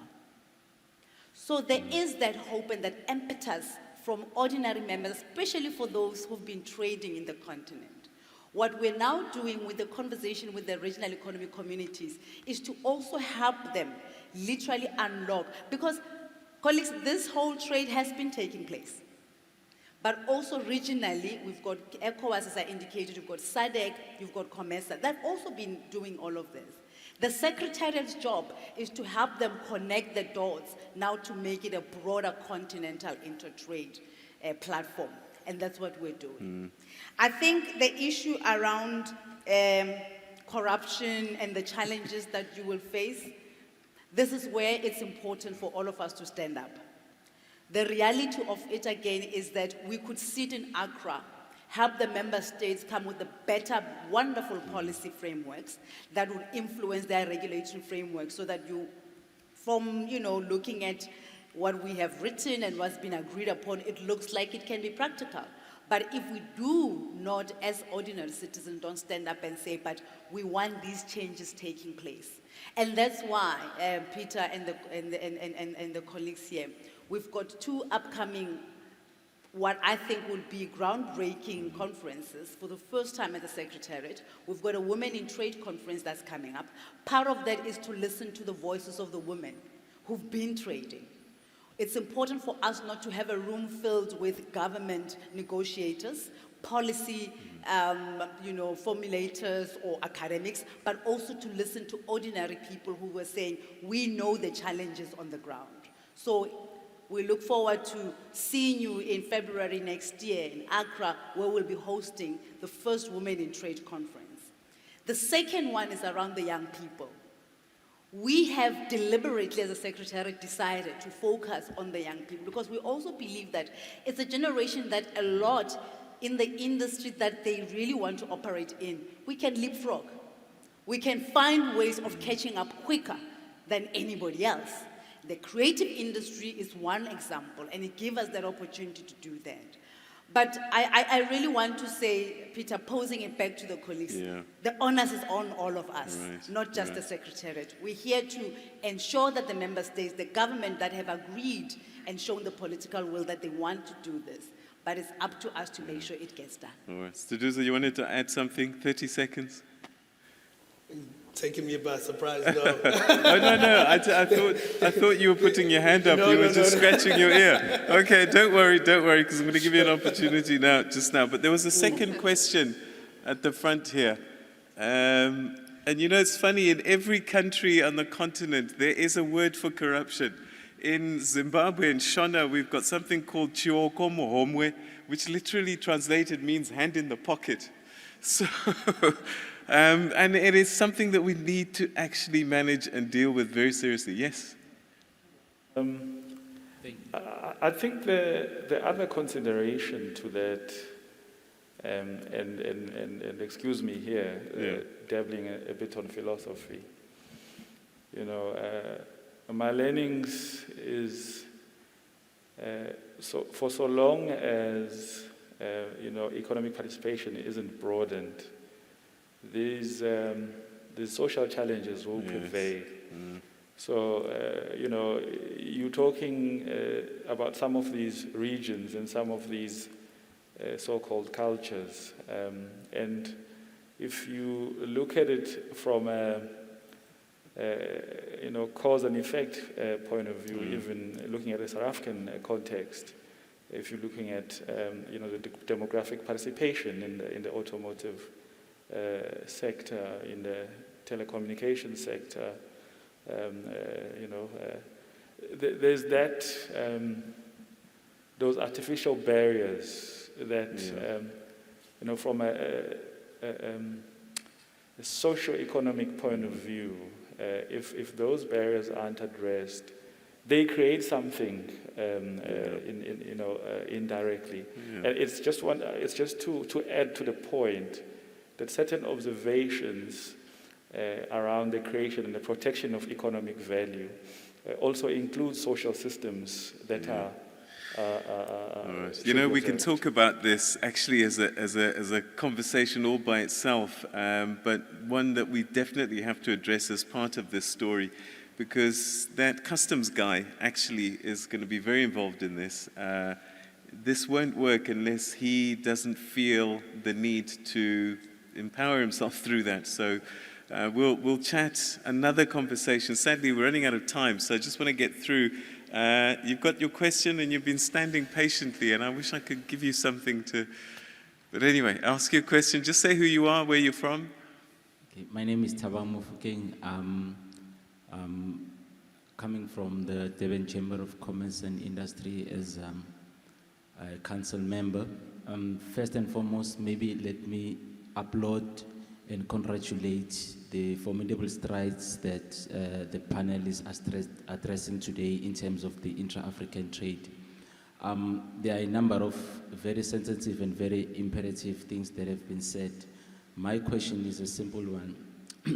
I just wanted to get maybe from the panel their view in terms of course, number one, the barriers to trade that is limited, the trade liberalization that many of the African states have tried to conclude, like your SACU, your SADC, COMESA, ECOWAS, they've rightfully mentioned, through the bilateral trade agreements.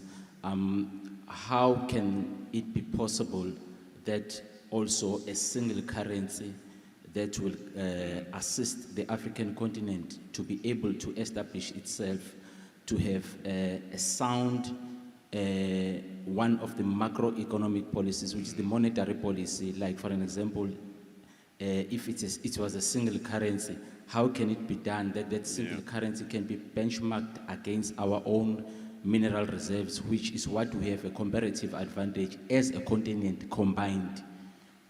All right. That can be easily stated that 30% of the reserves is what we have underground. 8% of that is the gas, and 40% of that is gold, and 90% of that is chromium and platinum combined. So looking at those few commodities that one has mentioned, how can that be made possible, taking into consideration all the current challenges and the red tapes, which my brother said can be turned to green? Sheesh, that sounds like a fourth-year student essay question. That one. But you know what I'm going to do? Because we run out of time, we're going to start wrapping up. And I literally can give you 30-ish seconds each to say your final piece. And the people who can answer that question, if you can have another 10 seconds. But I've got a feeling that, if we don't manage it, something called cryptocurrency is going to take over this process anyway. So let's start this time. The first shall be last and the last shall be first. Let's start with you, Carol. 30 seconds, final message to the world at large. I think what's really going to be exciting during the trade fair in November is talking about how the African continent can come together, particularly in the creative sector and the creative space, to start seeing how we can support each other. I think it's been spoken about the inter-African trade and the opportunities that are there. And we're certainly looking forward to sharing our experiencing in KwaZulu-Natal and South Africa with the rest of the continent to see how we can really grow and ensure that we've got sustainable entrepreneurs. Thanks. Fantastic. Carol, thank you very much indeed. CEO, KwaZulu-Natal Film Commission. Thank you so much. Mr. Duzo? Thank you very much, Peter.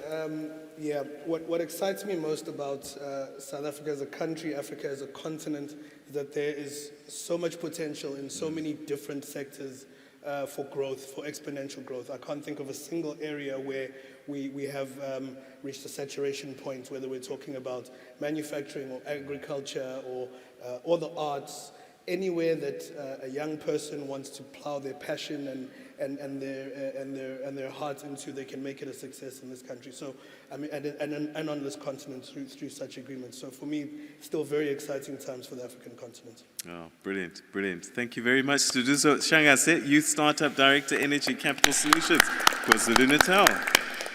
Mbusiswa, your final thoughts? Thank you, and let me acknowledge the Mayor of Durban in this closing remark of mine. We want to do deals. We are serious about business. We want to do good trade business, and looking forward to the fair.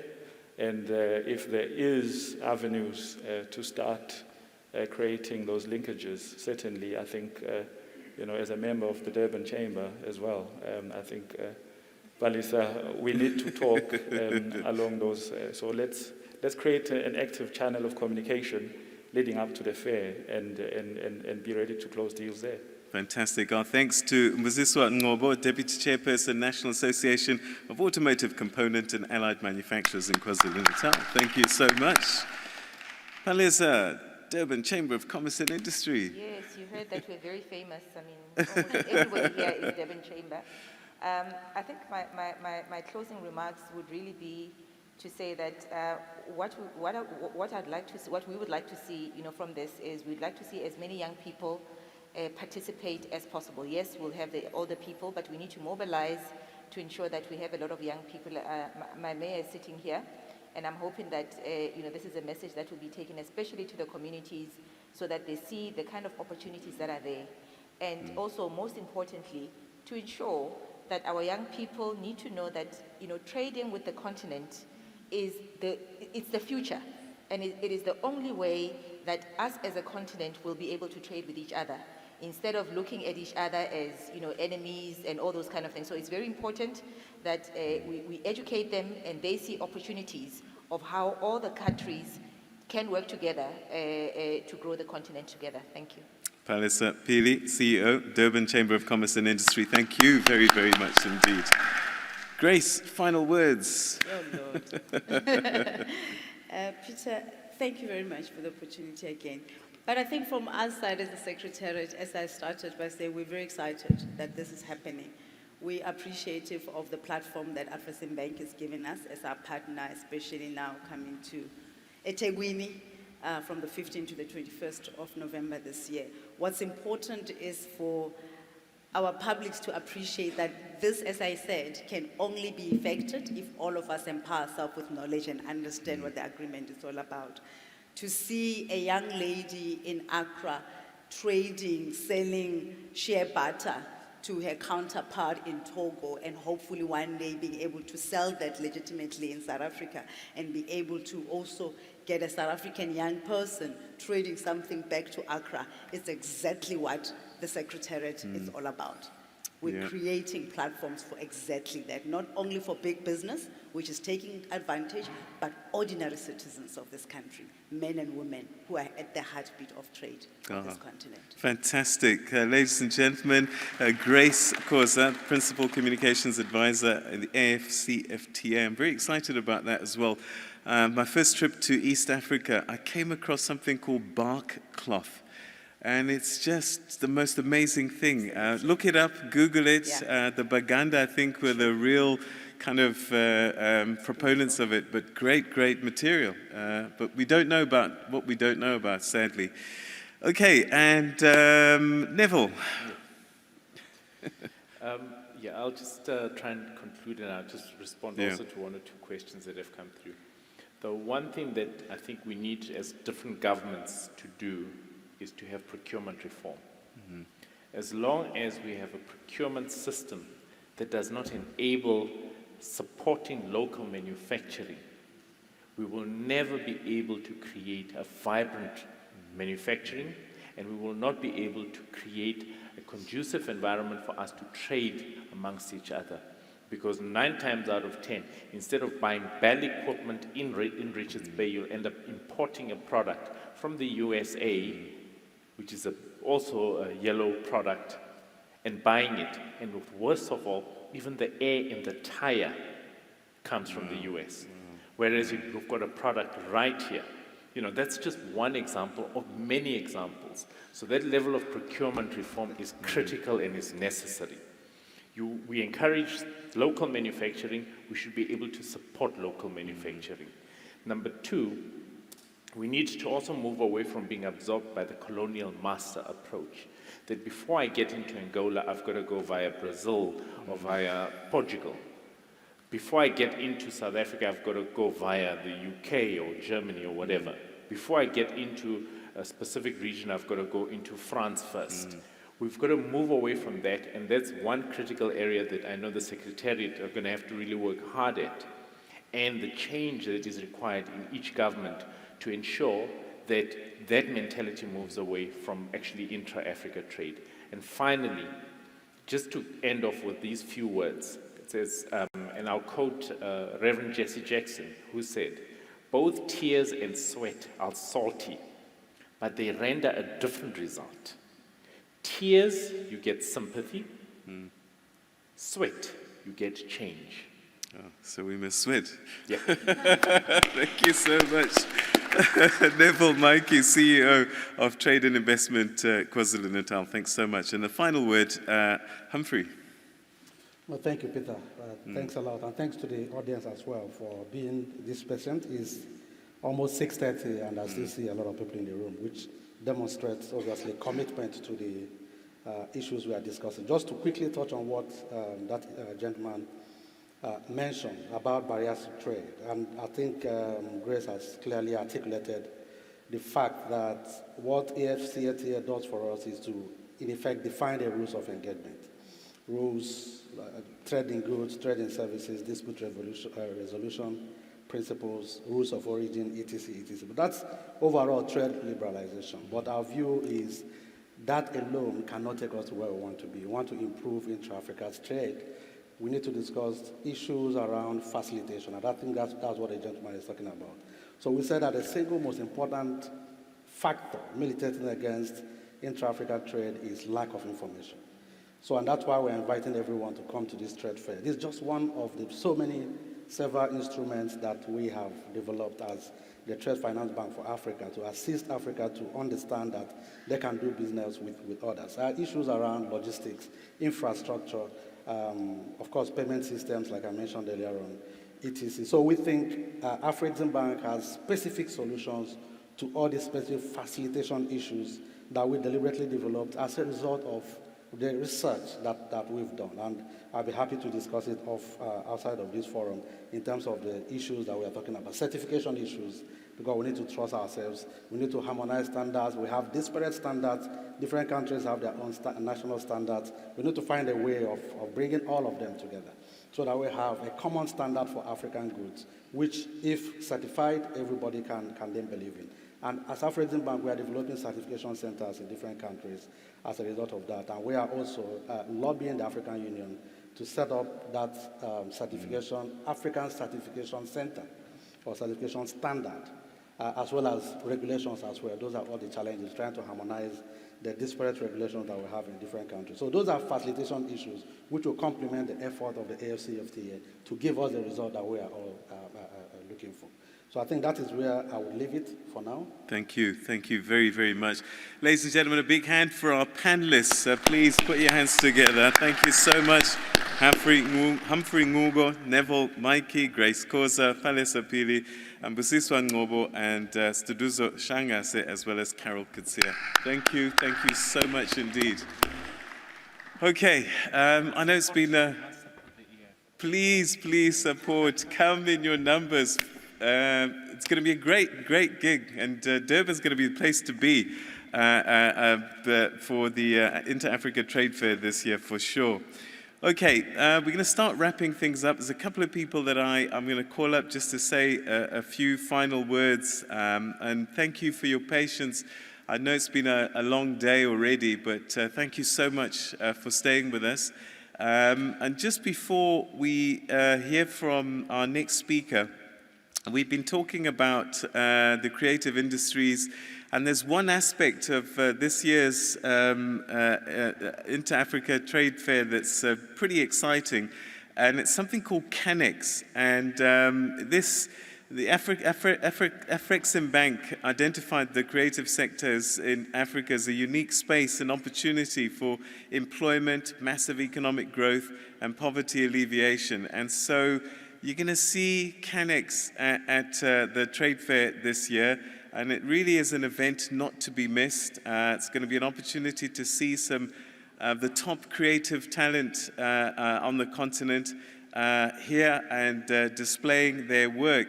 And it's going to be there'll be a two-day high-level CANEX summit on the 19th and the 20th of November. So just to give you an idea what it's going to be and what to expect with the creative industries and CANEX at the Inter-Africa Trade Fair, let's just take a quick look at this.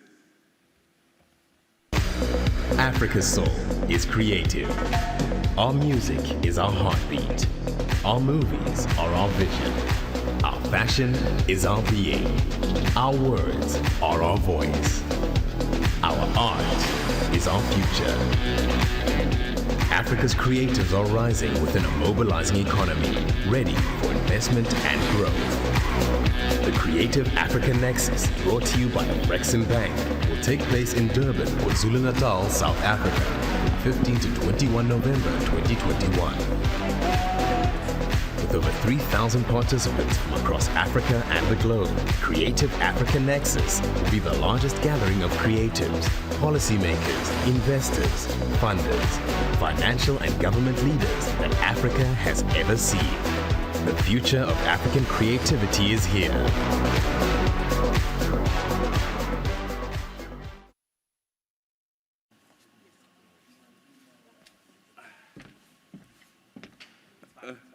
Are you sure? Okay. All right, so there you have CANEX.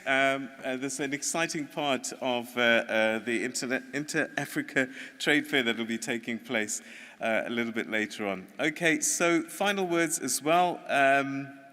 Very important, of course, that we're in Durban. And it's my great pleasure now to ask the host city mayor to say a final few words for us. And so if you could put your hands together, ladies and gentlemen, for the mayor of eThekwini Municipality, His Worship Councillor Polisi Kaunda. Thank you so much for your patience. Thank you.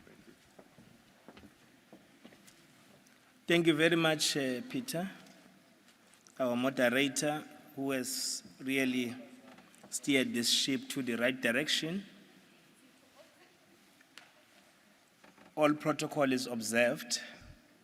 Mine is just to thank all of you, to express our words of gratitude to all of you for participation, and also responding to spend your time with us in looking at how can we better place and reposition Africa to its glory so that it can rise to the occasion and deliver for its people. That is highly appreciated. As a city, we have been choosing to host this gathering on the 15th to the 21st, which will be very interesting. Intra-Africa Trade Fair 2021. You chose the best city.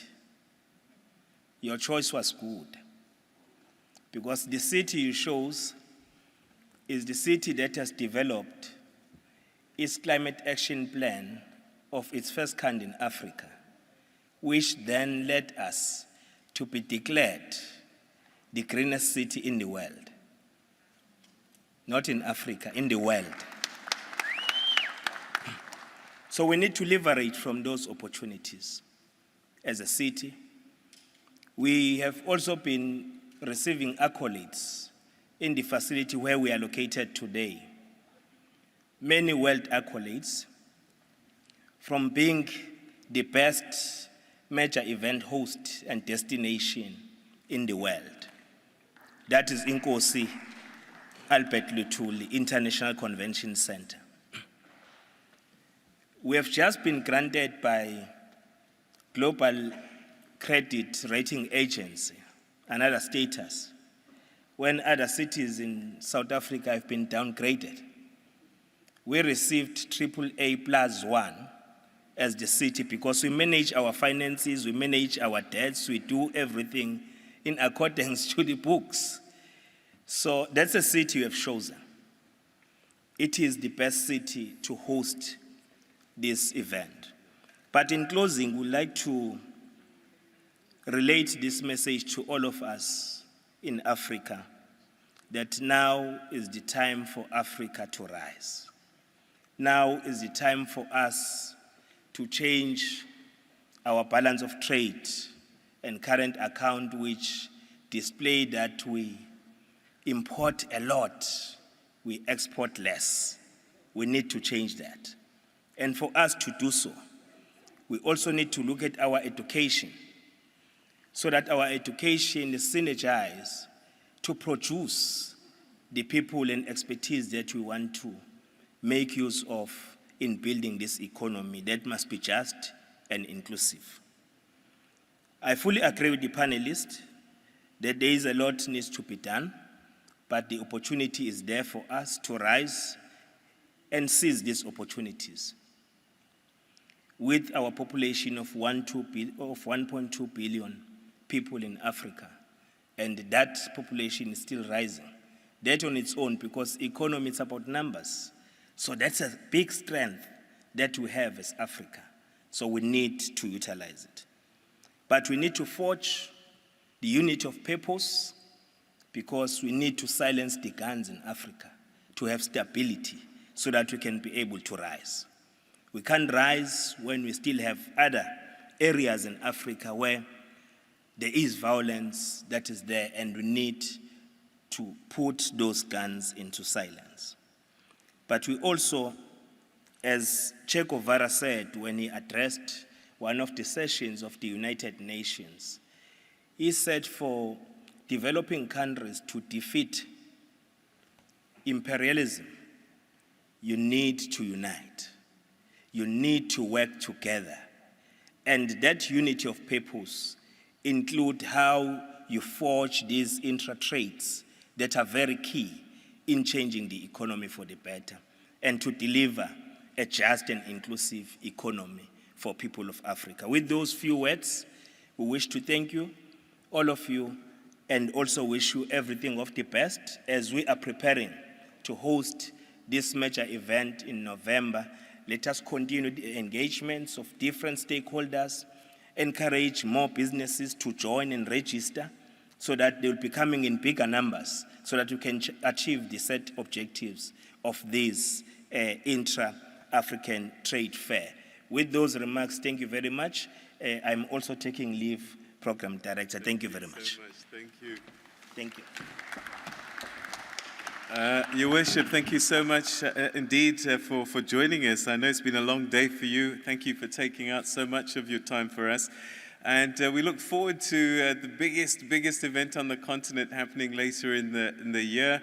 And for those who are watching this streaming and have never been to South Africa, Durban is very special at that time of the year. It's going to be warm.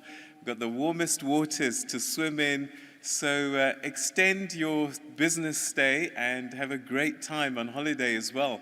Our beaches are fantastic, our people are brilliant, and you'll have the best time ever. Okay, final word from our final speaker today. Just to share a little bit more about the trade fair, the Inter-African Trade Fair, and what to expect. It's my great pleasure to welcome the Head of Sales and Sponsorship, Inter-Africa Trade Fair, Janice Costa.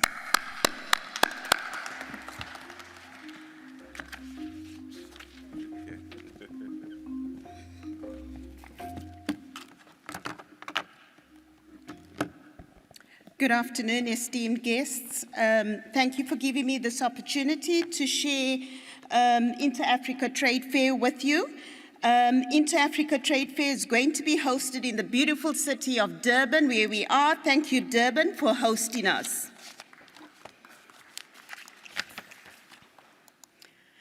Committed to transforming Africa Afreximbank launched the biannual Intra-Africa Trade Fair in 2018 as a unique platform to connect African buyers and sellers and investors. IATF is a bank initiative that is done in collaboration with the African Union, the AFCFTA Secretariat, and the Government of the Republic of South Africa, and the Provincial Government of KwaZulu-Natal will host the second edition of Inter-Africa Trade Fair in Durban. Inter-Africa Trade, sorry about that. Sorry, I'll just carry on, it's not working.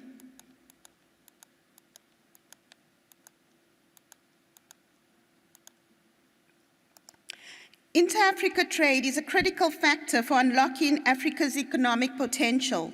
A strong focus will be placed on recognizing growth opportunities for inter-African cross-border trade and investments. Our theme for 2018 is Building Bridges for a Successful AFCFTA. The IATF is essentially a gateway for the IFCFTA, heralding what will be the biggest free trade area in the world.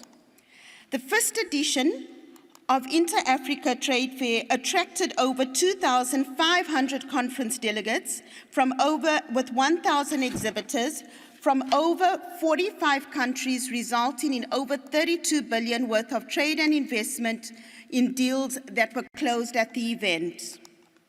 The second edition of the Inter-Africa Trade Fair is expected to be bigger and aims to attract over 10,000 visitors over the 7 days with all protocols observed, with buyers from over 55 countries who will engage and grow trade and investment on the African continent, with more than 40 billion in trade investment deals have been targeted at IATF 2021. The key verticals of our second edition include a trade exhibition, the Trade and Investment Forum, our IATF Virtual, Country Days, our African Nexus program, B2B and B2G exchanges, our IATF Youth Startup program, our IATF Automotive Show. The exhibition component allows government agencies and large corporates to set up pavilions, enabling them to customize their exhibition to fit their unique requirements and the opportunity to showcase their goods and services. The exhibition will be a hybrid event that consists of a B2B, B2G, and B2C component. A core element of the exhibition involves our hosted buyers program. African buyers from key sectors will be hosted to ensure that pre-scheduled meetings are arranged with exhibitors, resulting in business deals. Currently, we're sitting on a good capacity for our trade exhibition. We're sitting on about over 70% capacity, which is quite good for all the exhibitors coming in. Our Trade and Investment Forum is a 4-day conference that will feature leading and international speakers and a variety of sessions dealing with African trade and investment.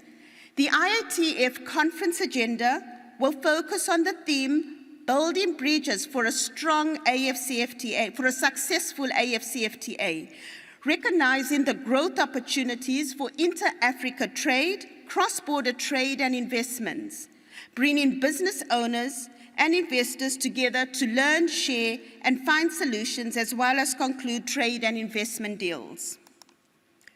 CANEX at IATF promises to be the highlight of Africa's creative and cultural calendar, with hundreds of creatives gathering in Durban, South Africa, to exhibit and showcase and network. Creative Africa Nexus and IATF will bring together the best and brightest of Africa's creative sector through a substantial exhibition space, B2B, B2G meeting opportunities, and a comprehensive program of engaging conversations, panel discussions, live performances, installations, and screening, with a 2-day high-level CANEX Summit on the 19th and the 20th of November. Another key component of IATF is our Country Days. Countries have been invited to bid for the Country Day feature. There are only 6 Country Days available, and selected countries will have the opportunity to showcase their trade, investment, tourism, and cultural activities. Currently, we have South Africa, Ghana, Nigeria, Ivory Coast who have committed to the country days. Our IATF Automotive, as we heard today how critical this is for Africa, will present a platform for car manufacturers, assemblers, OEMs, and component suppliers to exhibit their products and also interact with potential buyers, suppliers, and governments. The IATF Automotive Show has 3 components as follows: a dedicated exhibition, automotive forum, and a B2B and B2G platform. Our IATF Youth Startup Program will provide a platform for youth startups and SMEs throughout Africa to gain support through capacity development and mentoring network access to finance, supportive infrastructure, enabling policies and market linkages. The Youth Startup segment will have a dedicated pavilion for youth startups in Africa where they will showcase their goods and services. IATF will provide an opportunity for matchmaking with venture capitalists and investors, training, networking amongst the youth and other delegates at IATF. Our IATF Virtual is a year-round platform to connect buyers and sellers from Africa and beyond. IATF brings together exhibitors and visitors from all sectors. It provides a platform for attendees and non-attendees to connect 24/7, 365 days of the year. We also have our merchandise store and our marketplace. This is an opportunity to purchase official merchandise. And our marketplace is for exhibitors to use this as a platform to sell your products. We urge you to get kitted out with our IATF merchandise, and we have a great selection of products for sale. How can you participate and enjoy the benefits of IATF? You may sign up for a virtual booth and benefit from the 365-day 24/7 platform. You may sign up for an exhibition booth and come to Durban, be in Durban, take a booth, and also benefit from connecting with buyers and sellers and investors from the African governments. Or you can register as a visitor or a delegate. Our registration is open online. You just need to go to our website and register to attend. Or you can sponsor and join our other partners who are enjoying the enhanced benefits of being associated to IATF. As a partner, you're going to benefit from access to over 1,000 buyers, 1,100 exhibitors, and over 10,000 visitors. IATF is the only platform where you will have access to meet 55 African governments, qualified global hosted buyers and investors. This is a captive audience where you can discuss your needs for the countries and for yourself. What do we need from you? We ask you to engage and follow us on our social media platforms through Facebook, LinkedIn, Instagram, and Twitter. Please be sure to tag the official IATF handle and use the hashtag IATF. Our customer service is open for any questions that you may have or to facilitate your exhibition stand. Sign up for the virtual trade fair and attend our virtual events, or book a stand or register as a visitor or a delegate and enjoy IATF 2021. Don't miss this opportunity to be part of this conversation as we develop inter-Africa trade. We urge you to participate because we will be here in Durban from the 15th to the 21st November. Thank you.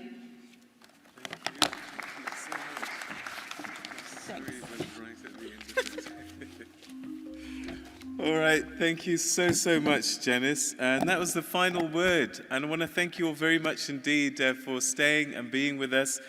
And please go spread the gospel. This continent's not going to fix itself. And I can promise you that the rest of the world doesn't want us to succeed because they're enjoying 80% of our business right now. So they have no interest in us succeeding, and it's up to us to get the job done. We have to fix it for ourselves, and one of those is making sure that we support each other, buy from each other, and grow this continent. So please support the Intra-Africa Trade Fair happening 15 to 21 November.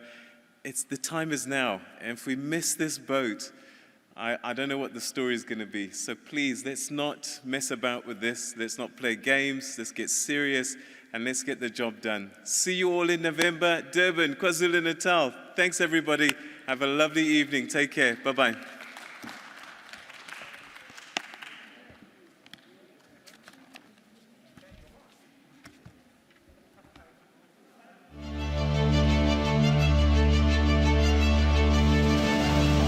KwaZulu-Natal is an enticing, sophisticated, and spectacular destination. As one of South Africa's 9 provinces, it is the country's second largest economy. The ambitious future growth of the province lies primarily in its positioning as the gateway to Africa. Nowhere else in the continent is the combination of sea, land, and air logistics being more developed and optimized as it is in KwaZulu-Natal. The province boasts 2 of the largest seaports in sub-Saharan Africa. Durban Container Terminal, which has recently been widened and deepened, and Richards Bay Harbour, the country's busiest deep water and break bulk port, and home to the privately operated Richards Bay Coal Terminal. Both ports are backed by a world-class rail and road infrastructure, giving KwaZulu-Natal a key competitive advantage. The N2 is an important corridor connecting Durban and Richards Bay, and the N3 links Durban with a double-lane artery to the bustling capital of Gauteng. When it comes to fast, agile access to global markets, King Shaka International Airport is Southern Africa's premier air logistics platform. Situated at the Durban Trade Port, this area truly prioritizes integrated air services. The province has the second highest export propensity as well as the second highest level of industrialization in the country. Toyota South Africa, the country's largest vehicle manufacturer, is located in the province, as are several major national suppliers. The ship repair, shipbuilding, and boat building industries also have a long and proud history in Durban. The province's chemical and plastic subsector is well established, versatile, and diversified. Minerals and mining are key industries in the northern areas. KwaZulu-Natal's agricultural sector boasts a wide diversity of high-quality agricultural land, and it is the country's leading producer of timber and manufacturer of timber products. KwaZulu-Natal is also striving to be a strong ICT and electronics contributor. To ensure growth and development of its wide variety of sectors, special economic zones have been identified as a conduit for economic growth. With its subtropical climate and breathtaking settings, KwaZulu-Natal is South Africa's domestic tourism leader. From its metropolitan heart in Durban, you will never be more than 3 hours away from the pristine beaches of the south, the majestic Drakensberg to the west, or the Isimangaliso Wetland Park in the north. As a place to live and work, KwaZulu-Natal offers world-class infrastructure and excellent medical, educational, social, and cultural facilities. A skilled and semi-skilled labor pool also ensures that current and budding enterprises will have the right people readily available. With so many opportunities at hand, there's never been a better time to unlock the potential of KwaZulu-Natal. Trade and Investment KwaZulu-Natal, your knowledge partner in business.